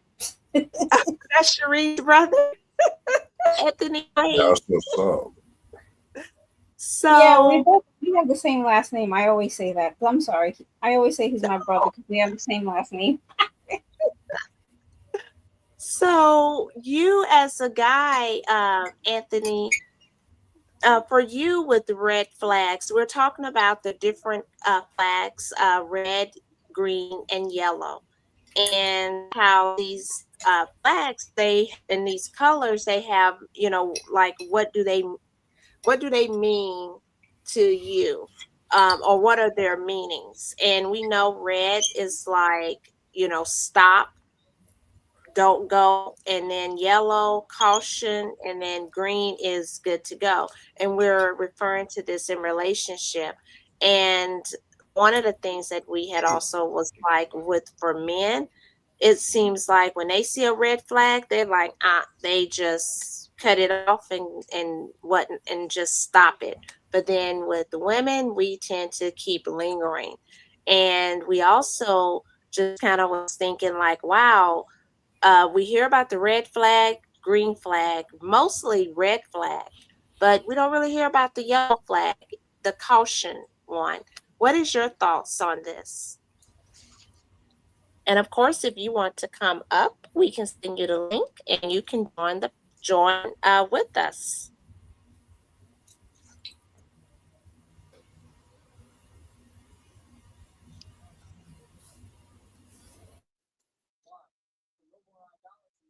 So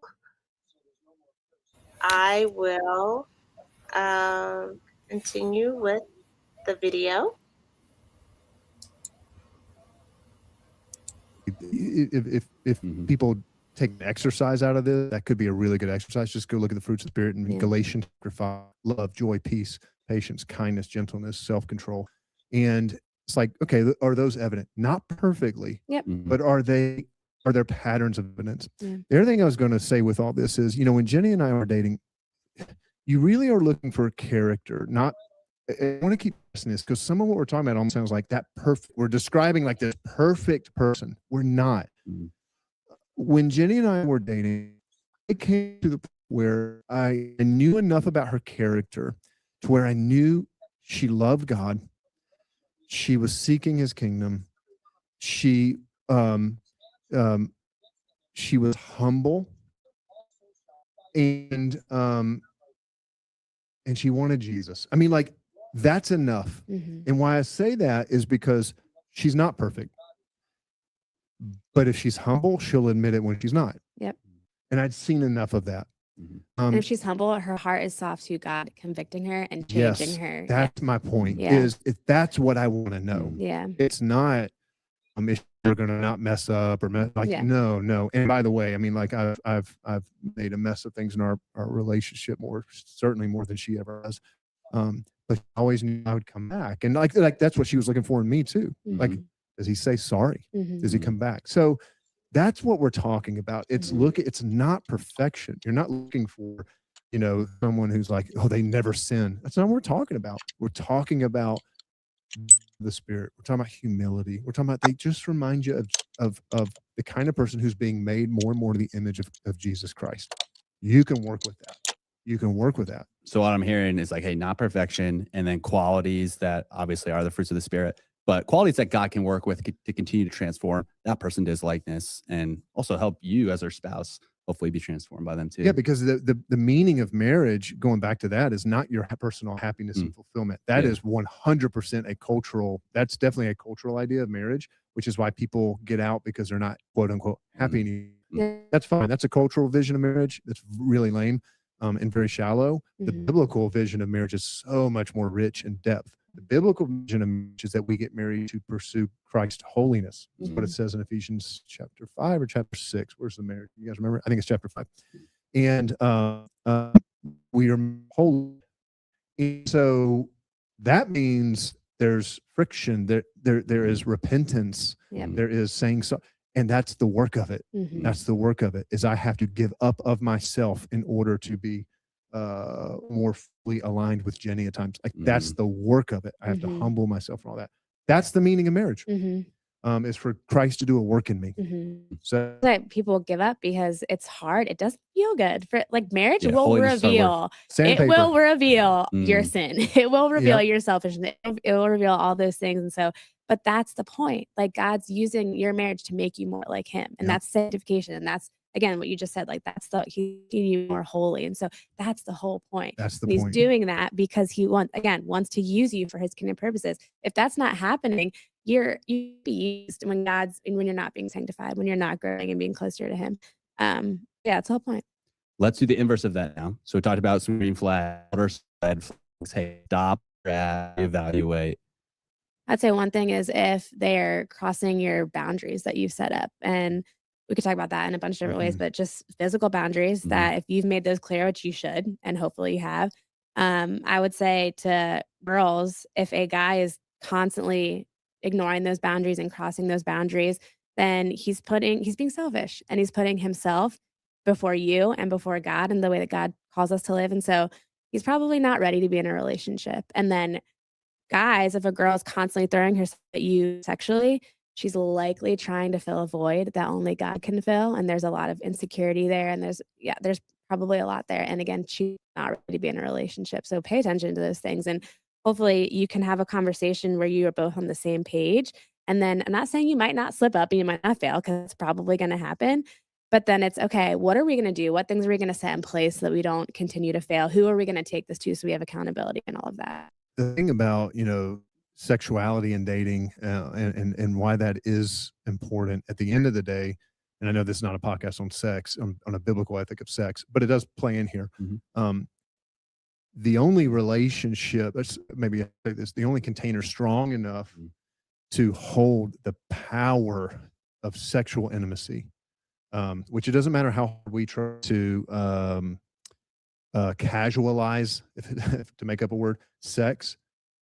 You can't. I mean, like we've tried way in our culture, and there's still people who, we write, Shakespeare's writing, sex gets involved and Shakespeare's got plays about people dying because of jealousy. Like men still go into jealous rages when there's why? Because sex is powerful, and the only container strong enough to hold it is a covenant committed relationship between a man and a woman, a husband and a wife, in the context of marriage, where you have exclusively promised each other, no matter what comes our way, the one thing that will be rest assured is we will be here for each other tomorrow. Yep. That's safety and security. Yep. Okay. So when a guy wants to have sex with you and doesn't, and outside of that, what he's saying is, I love you, just not enough. I love you, just not enough to commit to you. Wow. That's not love. You're worth more than that. You're worth a guy giving his life for. You're worth a dude laying down his life for. So that's biblical. That's what it says. And that's Bible. Literally what your heavenly Father has for you, Christ. Yeah. So and same with guys. Like, no, even there, it's like, doesn't work just that way. So that's what is being said there, and that's why that matters. And so to me, that is a red flag. Yeah. Beyond the sexual ethic, just of it's saying. And can you imagine this, guys? I mean, like, if you have someone in your life that is willing to wait, to say to you, I'm not going to use your body, and I'm not going to ask for the commitment physically from you until we have also committed to each other economically, socially, emotionally, legally, all right, that you do in a covenant of marriage, right? Then let's also commit to each other physically. That is a dude and that is a girl who you can probably trust them. Like, in the sense of like, they've been willing because they want to. Yeah. Right? Because you're human. But they're willing to lay that aside and to honor you. Yep. Because you're a daughter of the king. Because you're a son. Relationship, there's so much revealed, and that's love. That's sacrifice. So we talked about boundaries, sex. That's a big one. Any smaller red flags that'd be helpful? I mean, you could probably just go back all the green flags and just say the opposite. The opposite. Yeah. The opposites of the fruit of the Spirit. Yeah. Well, I mean, or at the same time, let's just be practical. I don't know if it's a red flag, but maybe it is. Certainly yellow flag. Like, there's no spiritual hunger. They never take initiative. I mean, I'm talking about anything. They don't even say, when do you want to go to church? I mean, like, I'm saying something that simple.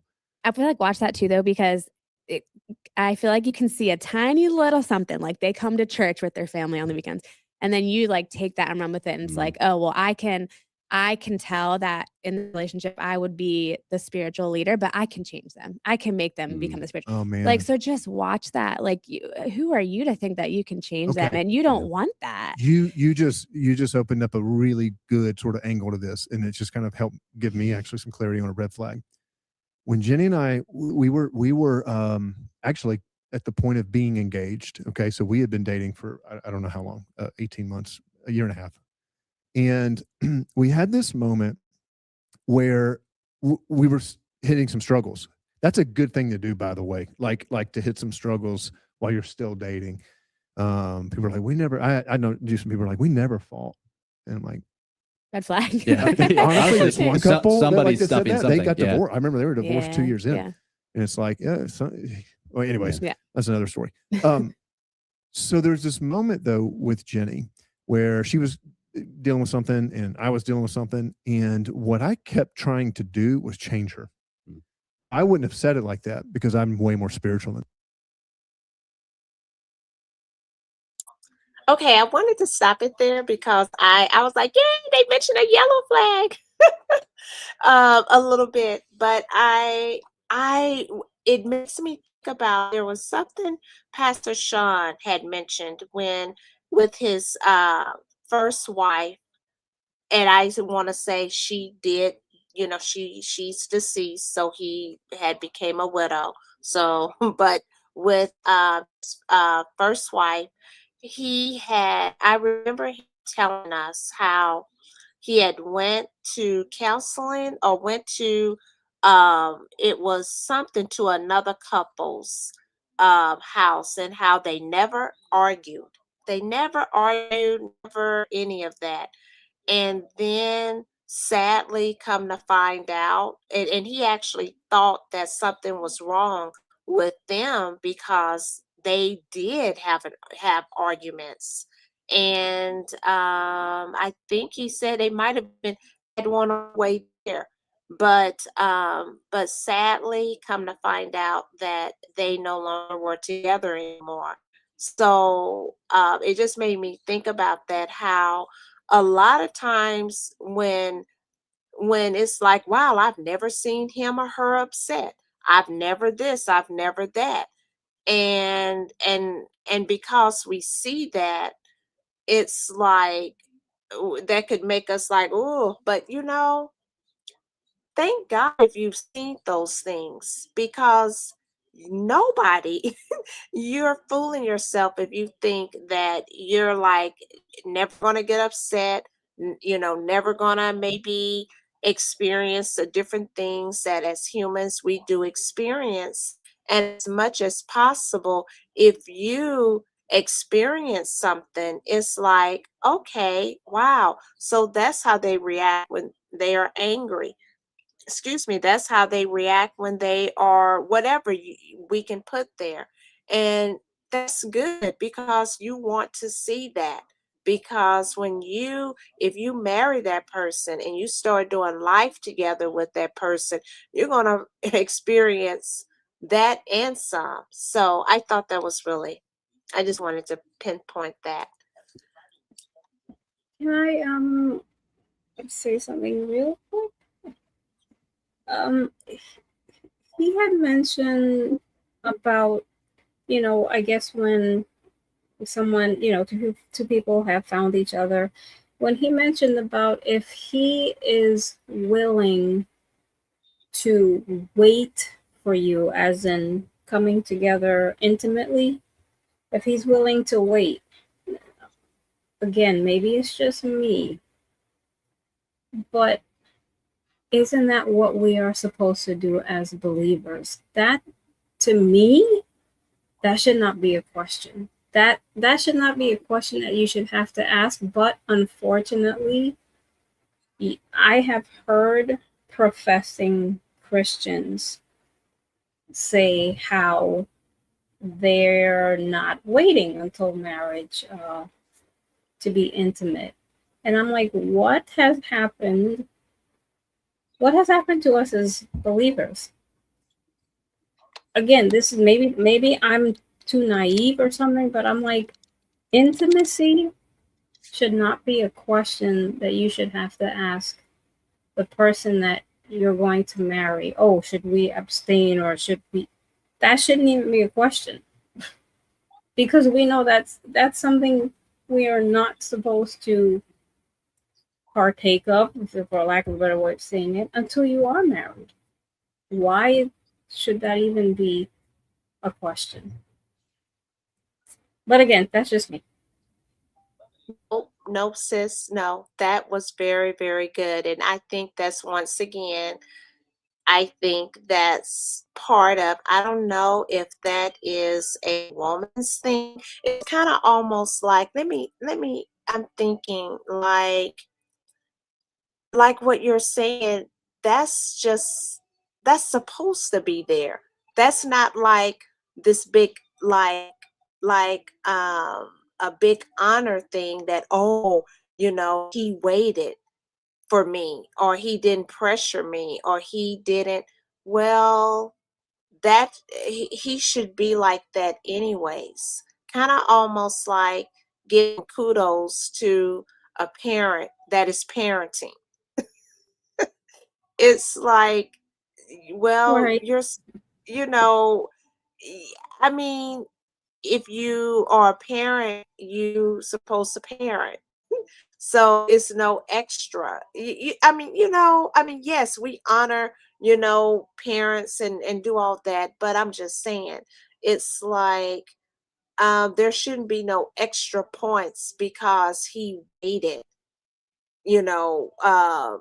till marriage. Well, that's the way it's supposed to be. And so it's no extra bonus points for something. Yeah.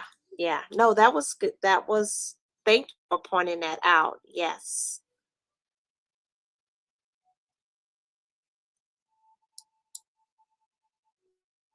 On that.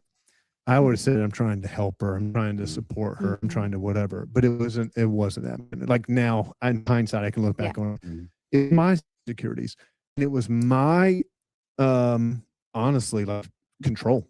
It's my control is typically rooted in fear, and so I was afraid she's going to do not going to. So I kept trying to control her. And there's this moment that happened in our engagement where I remember I went to Florida, where my parents were living at the time, and I remember thinking, I was like, I need to decide. Am I willing to marry Jenny today? Yep. Or am I saying I want to marry who I hope she'll become? Yeah. And if I'm like, I want to marry who I hope she'll become, that's not fair to her. Yeah. That's not right. Yeah.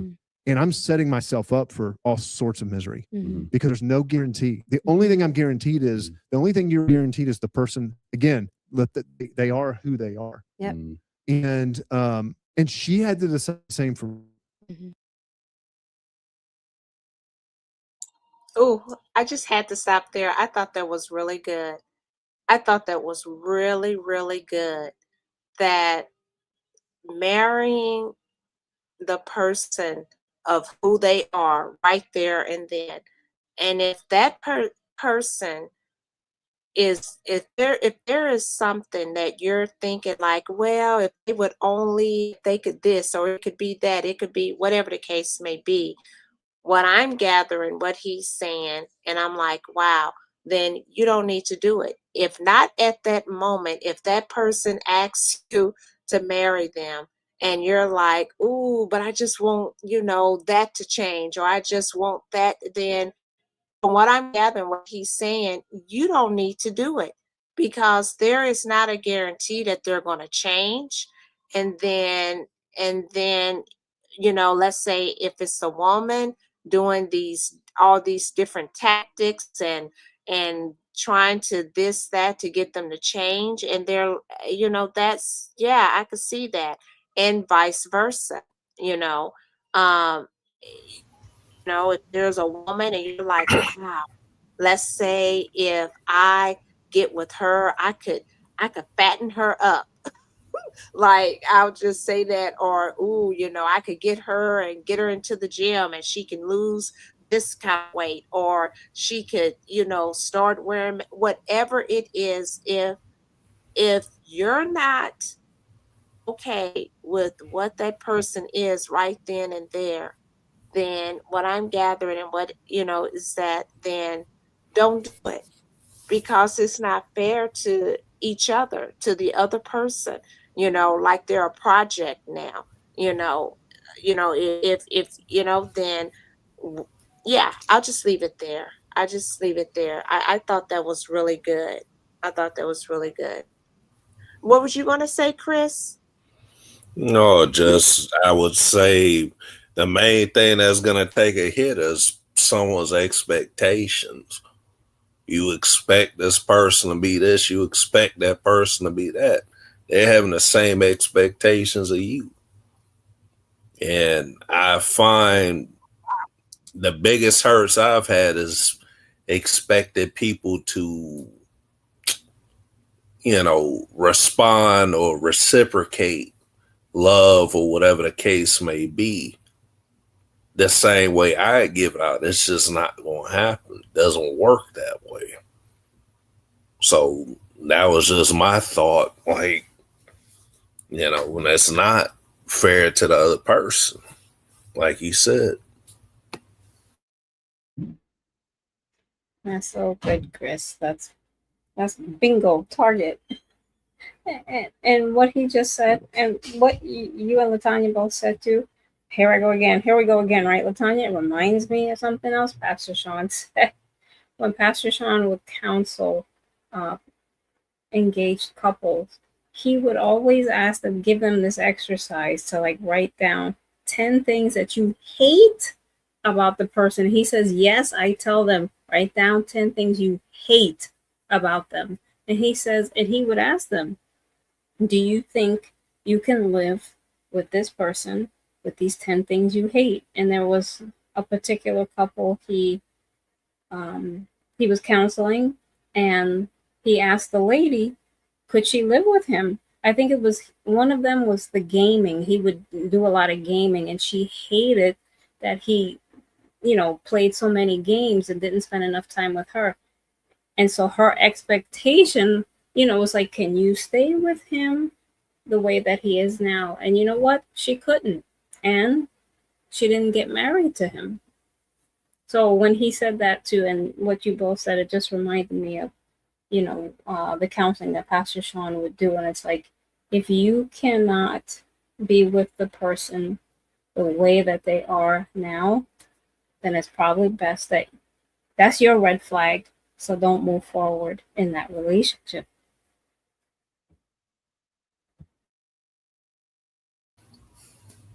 That's good advice. Yes.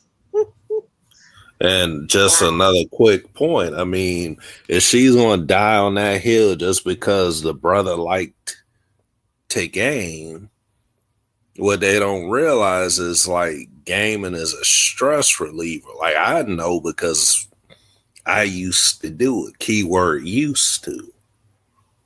But again, what's good for one person ain't going to be good for the next. But there's women that do it too. So it's like, okay, if you're going to not proceed to go forward, that was her choice. But, there's many other hills to die on, not just die on that one specifically. But, that's neither here nor there. That's like, oh, I'm not going to marry this woman because she likes to watch soap operas all day. It seems kind of silly in the broader scheme of things, but I guess, if that's going to be the thing that deters you and say, I can't live with this, I guess, you're going to have to live with that decision, I guess. So. I believe the whole issue, though, with that is if you're doing gaming or watching soap operas and that's your main focus apart from the person you're in a relationship in, that can be a problem because you're focusing your attention on playing these games. There's a place for everything, right? There's a place for everything. And not to say that you can't play games. Well, like what Latanya put, I play games. I play a game on my phone, but listen, I'm single. I don't have to. I don't have to balance. Right, exactly. But I think because this couple, he spent just the majority of his time playing games when he should be spending his time with her. So, it's like you can't be watching soap operas all day. No, I just use that as an example because that's what there's plenty of other examples that you can point to, but yeah, I don't want to leave that out. Like I'm not justifying that it's good for the brother to spend all his free time. I can see if he were spending that time with her too, then it shouldn't be an issue. But Yeah, if that's that's great. the main thing that he's doing, and yeah, that's definitely a problem. Yeah, that's what it was. Like I said, not that you can't play your games, but the focus was more on playing games than devoting time to spend with her. So if he's doing that when they're single, he's definitely going to do that when they're married, and that's a huge problem. Yeah. Yeah. I was that is such a good point, and that to me, that's I think a perfect example of holding up the yellow flag and saying caution. So you need to get more clarity on that, such as, okay, um if he's single, is that, like you mentioned, Chris, how it's a stress reliever. So, you need to ask questions like, oh, okay, how often do you play games? Or maybe if you're dating and he's like, oh, I'll call you back. I just gotta finish this, I'm on this game, or it's hours, or you go over and it's like, oh, I want to play this game, that's the caution. That would be one of those caution, I think, to Mhm. find out, ask some more questions about this, or observe it, because once again, if that is something that he's doing, and if he is and that is ignored, and you ignore that caution there, then yeah, true. If you get married and move forward with that person, and they are always on the game and not really, it's like, well, it's like, well, I mean, yeah, I get it. It's like, well, but we're married now, they need to grow up. They need to realize that they have a family, or well, that's why maybe it should have been something, because this isn't a secret. It's like, okay, if they were doing it beforehand, and to just think they're going to change, I mean, to think that they're going to turn a switch because they just get married. Well, we see that in marriage itself. If a person was a chronic cheater, and then, I don't know, okay, now we're talking about yes. I'll just say this. A lot of times we might think that if we get married, that some people do think that they'll stop that, or they won't do that, and we know that's not true from just things that we've seen in just different life situations, that don't necessarily mean that that things are going to change.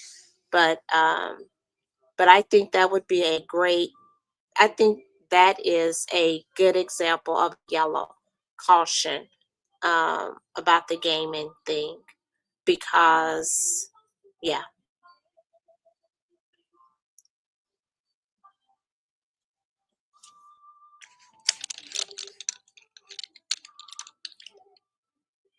Okay. Well, this is almost finished, so I will finish. Just a little bit left. And so this is a red flag. If there are things about this person that are so fundamental, it's like, I want to, and you're sitting there convincing yourself, well, I want to keep dating them because I believe in who they'll become. Mhm. That's fine. I love that you're optimistic. You can't marry them for that reason, because you are setting yourself up for bitterness, because there's no guarantee you will ever become that person. And then you'll be the one resentful. Yeah. Yeah. So you have to decide, am I willing to marry them with their flaws and all that kind of stuff? Yeah. Yeah. That's good. Don't That's fall in love with the idealized version of the person. No, Yeah. it's not fair to them. Yeah. It really is. It's not actually love. I mean, love is, I accept them as they are and Mhm. love the fullness of who they and flaws and all, right? Mhm. Mhm. Or I don't, and call it what it is. And Which is interesting, because that's how Jesus loves us. He loves us for our flaws. He doesn't lead us where he he finds us, but it's not him demanding. It's through the context of a relationship that actually our exposure to who he is, getting to know him more, changes us. Yeah. When we're ready for it. Yes. And so we learned a lot today. Maybe it starts with simply just acknowledging where you're at, defining reality, being honest with yourself. Am I dating this person simply because I'm bored, or because it makes me feel good, or because they're actually a good person and they could be right for me? Maybe it starts with pushing aside the cultural narrative of searching for the one, or that singleness is a bad thing, and simply acknowledging that you were created to expand God's kingdom, to join him in his work. There's sometimes done in the context of marriage and sometimes done in singleness. Or maybe it's time to do an audit of yourself or the person that you're with. Hey, do I or does that person show fruits of the Spirit? Are they kind? Are they gentle? Are they patient? Or are there actually red flags? This person cruising over the boundaries that I've set, even though I've clearly told them over and over again that this is not a place that I'm willing to go. And so we hope that this conversation has been helpful for you, even if it's been a little bit uncomfortable. If you found value out of this, send this to somebody in your life. And like we say here, now that your life changed by Christ, go and live changed.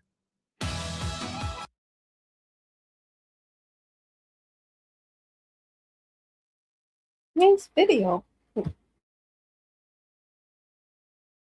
Yeah, I thought that was really good. I'm trying to remember. I like the saying he said, now that your life has been changed by God, now go change. Be, live in change. I like that. I like that little saying. Oh, good night, Rosalind. Night, Rosalind. Yeah, that was good. That was a good video. Yeah. It's a great conversation. Yeah, especially being that I kind of found it on the fly. I was like, oh, nope, not that one. No, not that. And I was like, yes, that one. I think that one is a good one. So that was good. Oh, that was quote unquote perfect. Nothing by coincidence, guys. Divine. That was divine. No coincidences. That's right. Yes.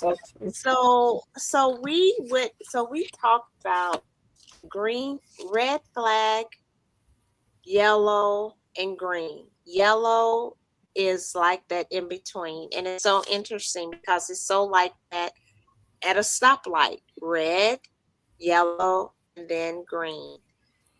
And so, wow, I guess does anyone have any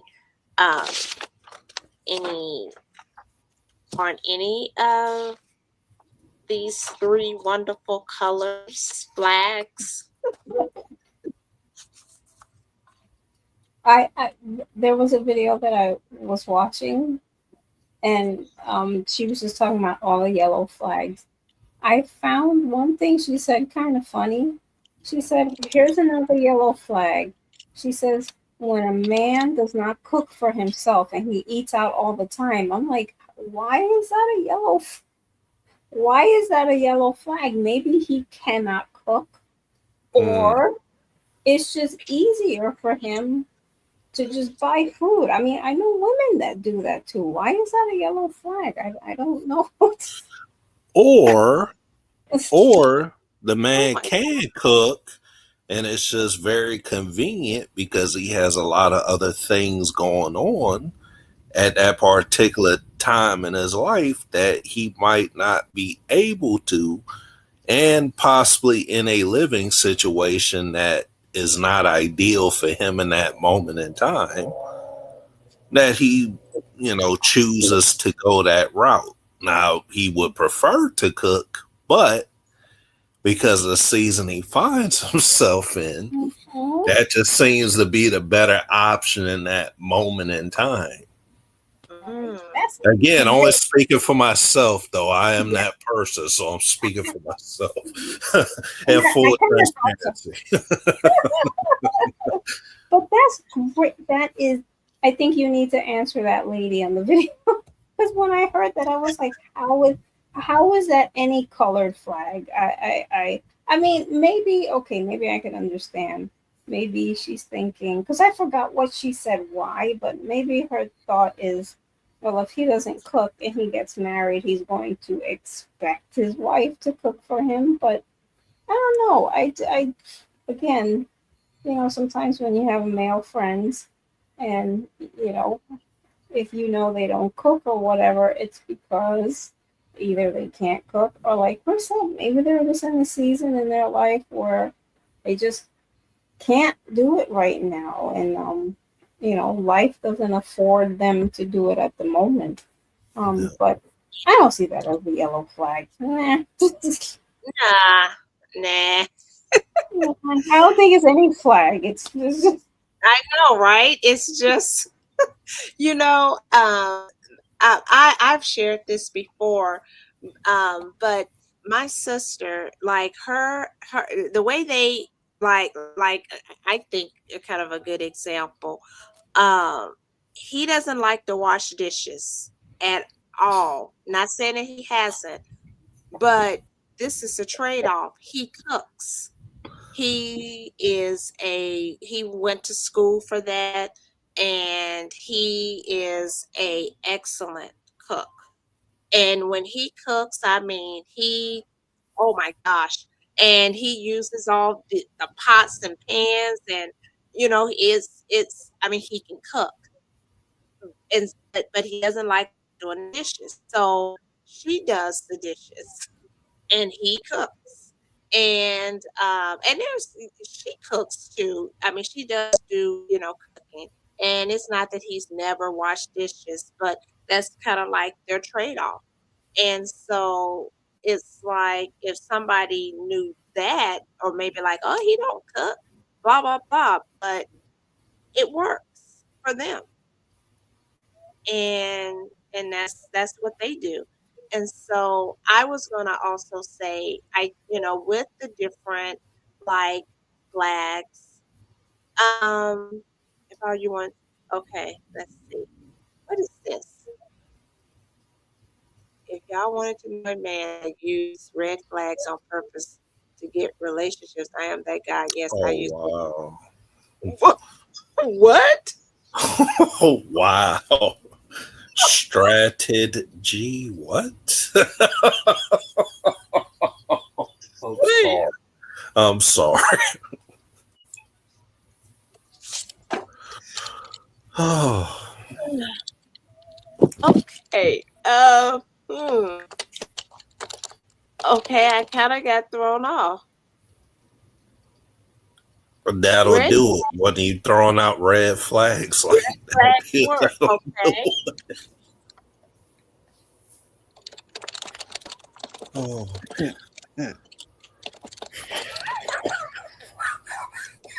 Okay. Now, so as I was saying, I'm not on. I thought I was on mute.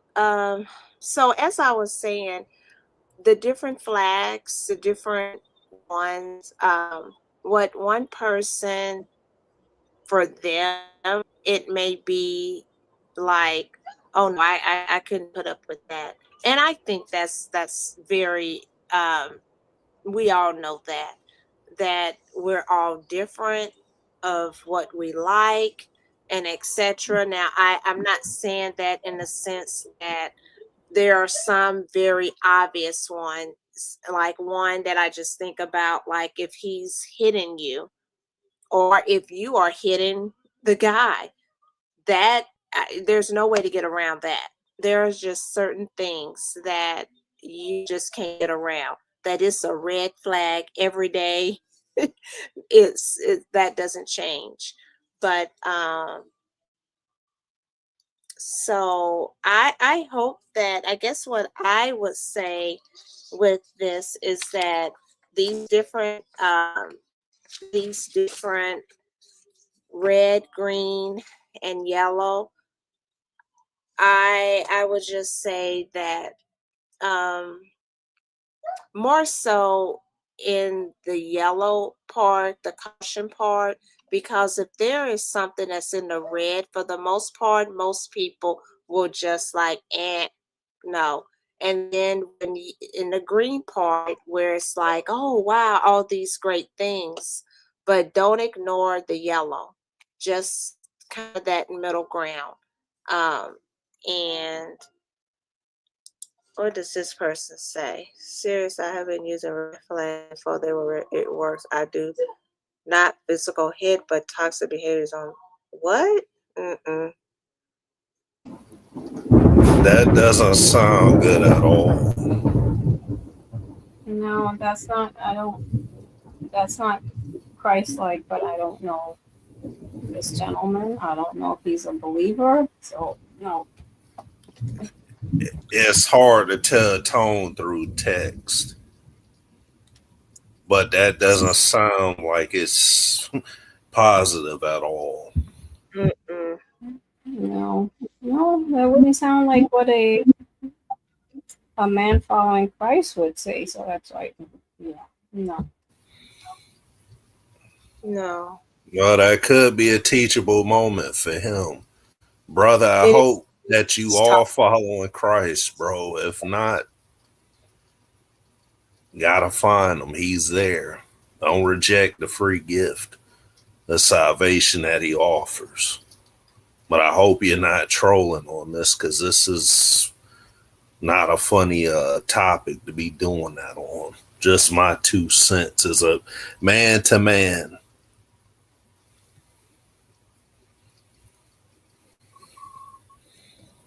Thank you, Chris.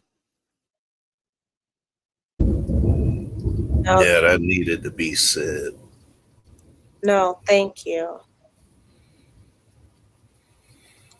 Because this is a serious topic. It really is. And lightheartedness and laughter and all of that. Because just like I want to go back to this, just like how you have the red sign, the red light, the green light, and the yellow light, if you violate those lights, serious stuff can happen. Let's just think about this for a second. Red light means to stop. It's a reason for stopping. And if you don't stop, first of all, you could get a ticket. It's legal. Secondly, you could hurt somebody. If you don't stop, you could cause some serious damage by not stopping to yourself and to others.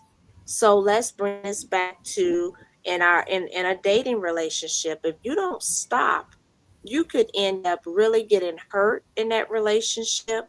You both of the other person, both of you, but that is the ramifications of what that could be. Okay, then let's look at the caution light.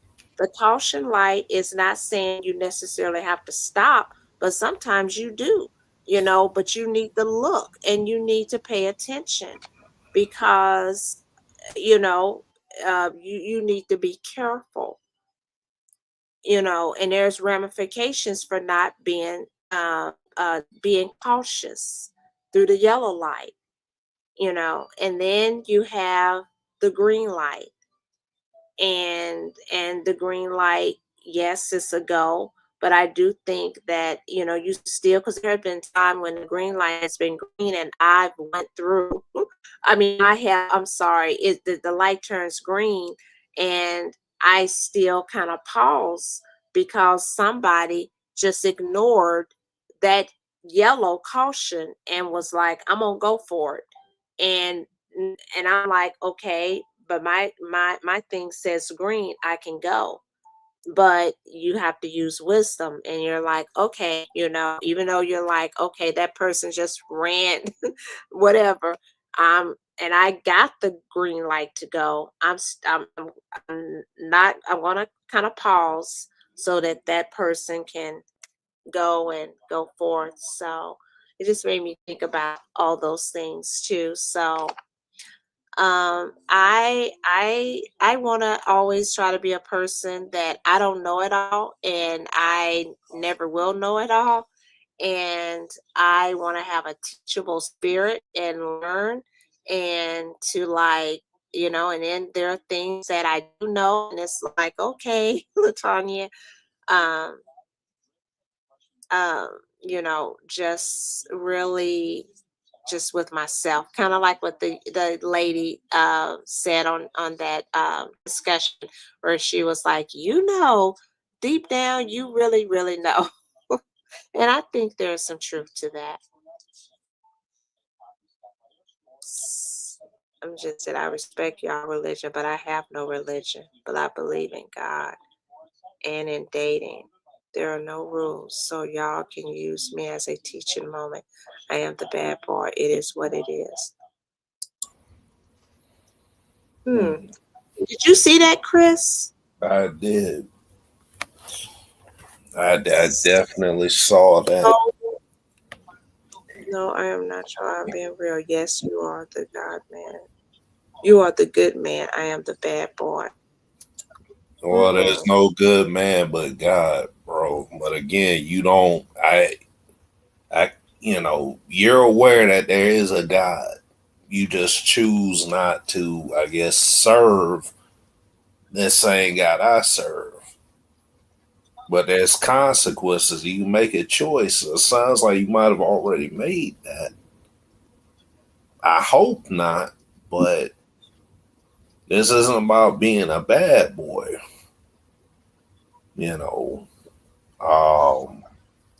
Doing that, living that kind of life, all you're doing is creating hurts.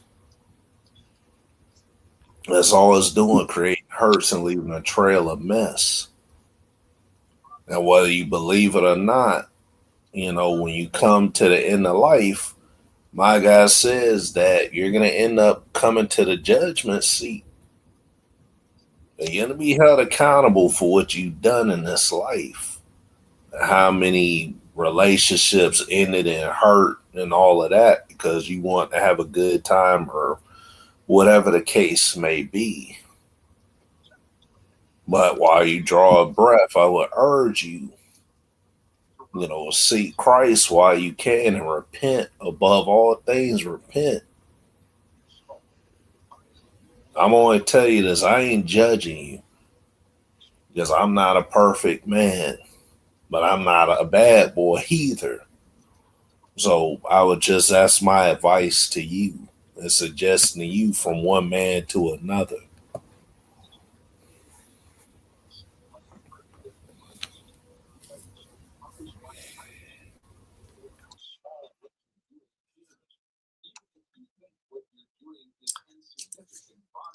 Well, I don't know, Shireen. I know Millie had to go, and Millie, thank you for joining us tonight and being a part. As always, just willing to be a part of our panels, and thank you for what you had to say as well.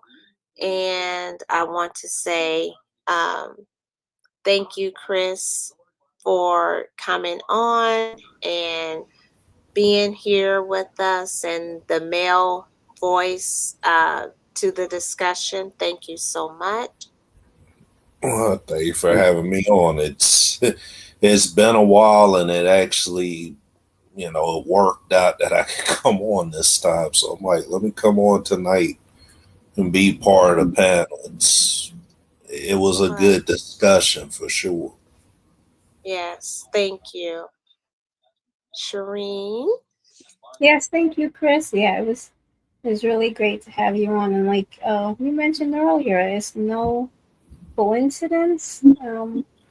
This was all appointed by God because this gentleman here, Alpha, the first one, he's here. And I didn't think he was trolling at all.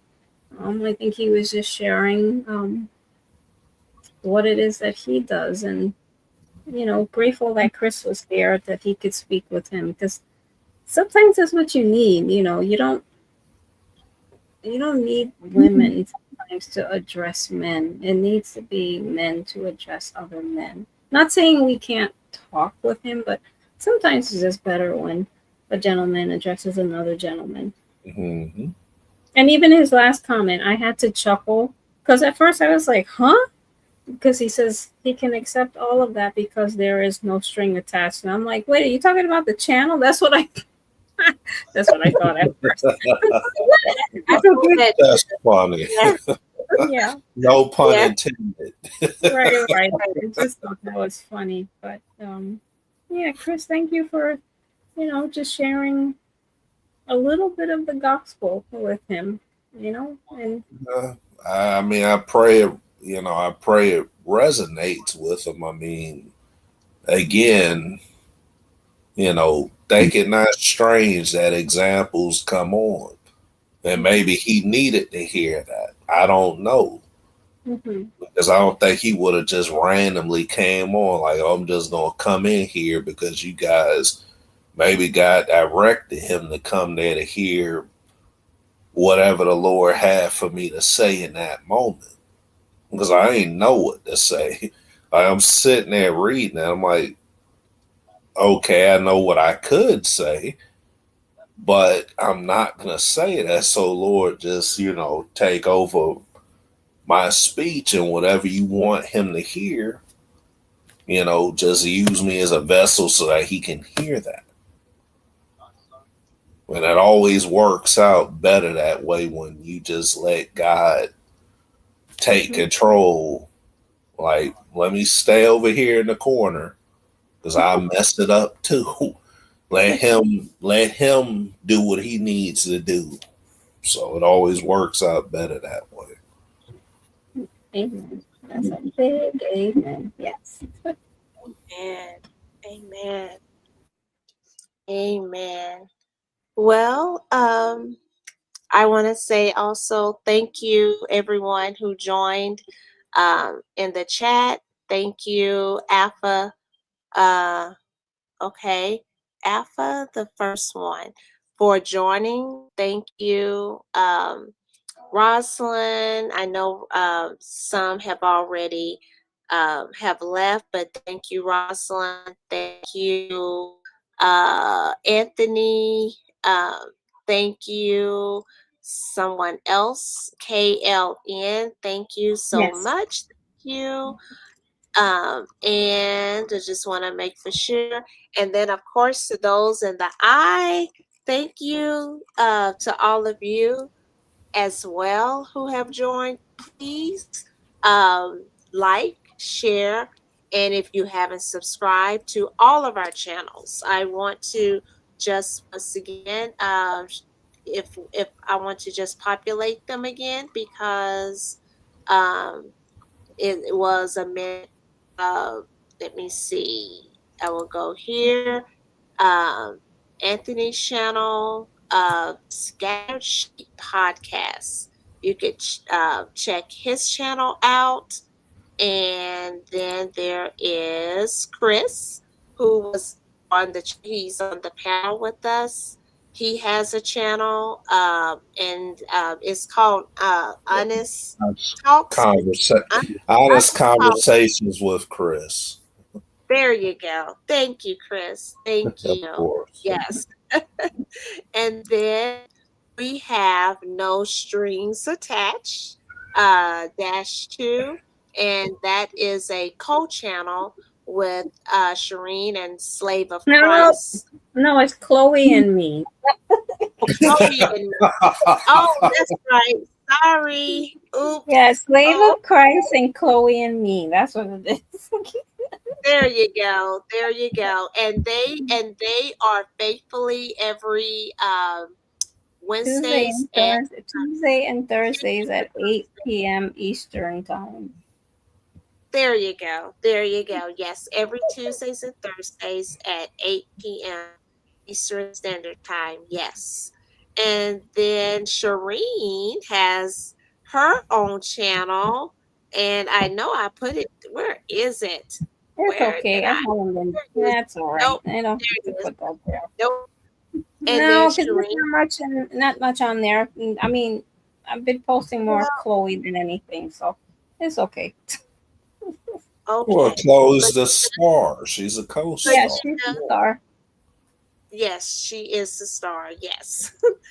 But but yes, there still check out her channel. There's will be things that will be happening, be some changes, additions. But anyways, yes, awesome, blessed channel.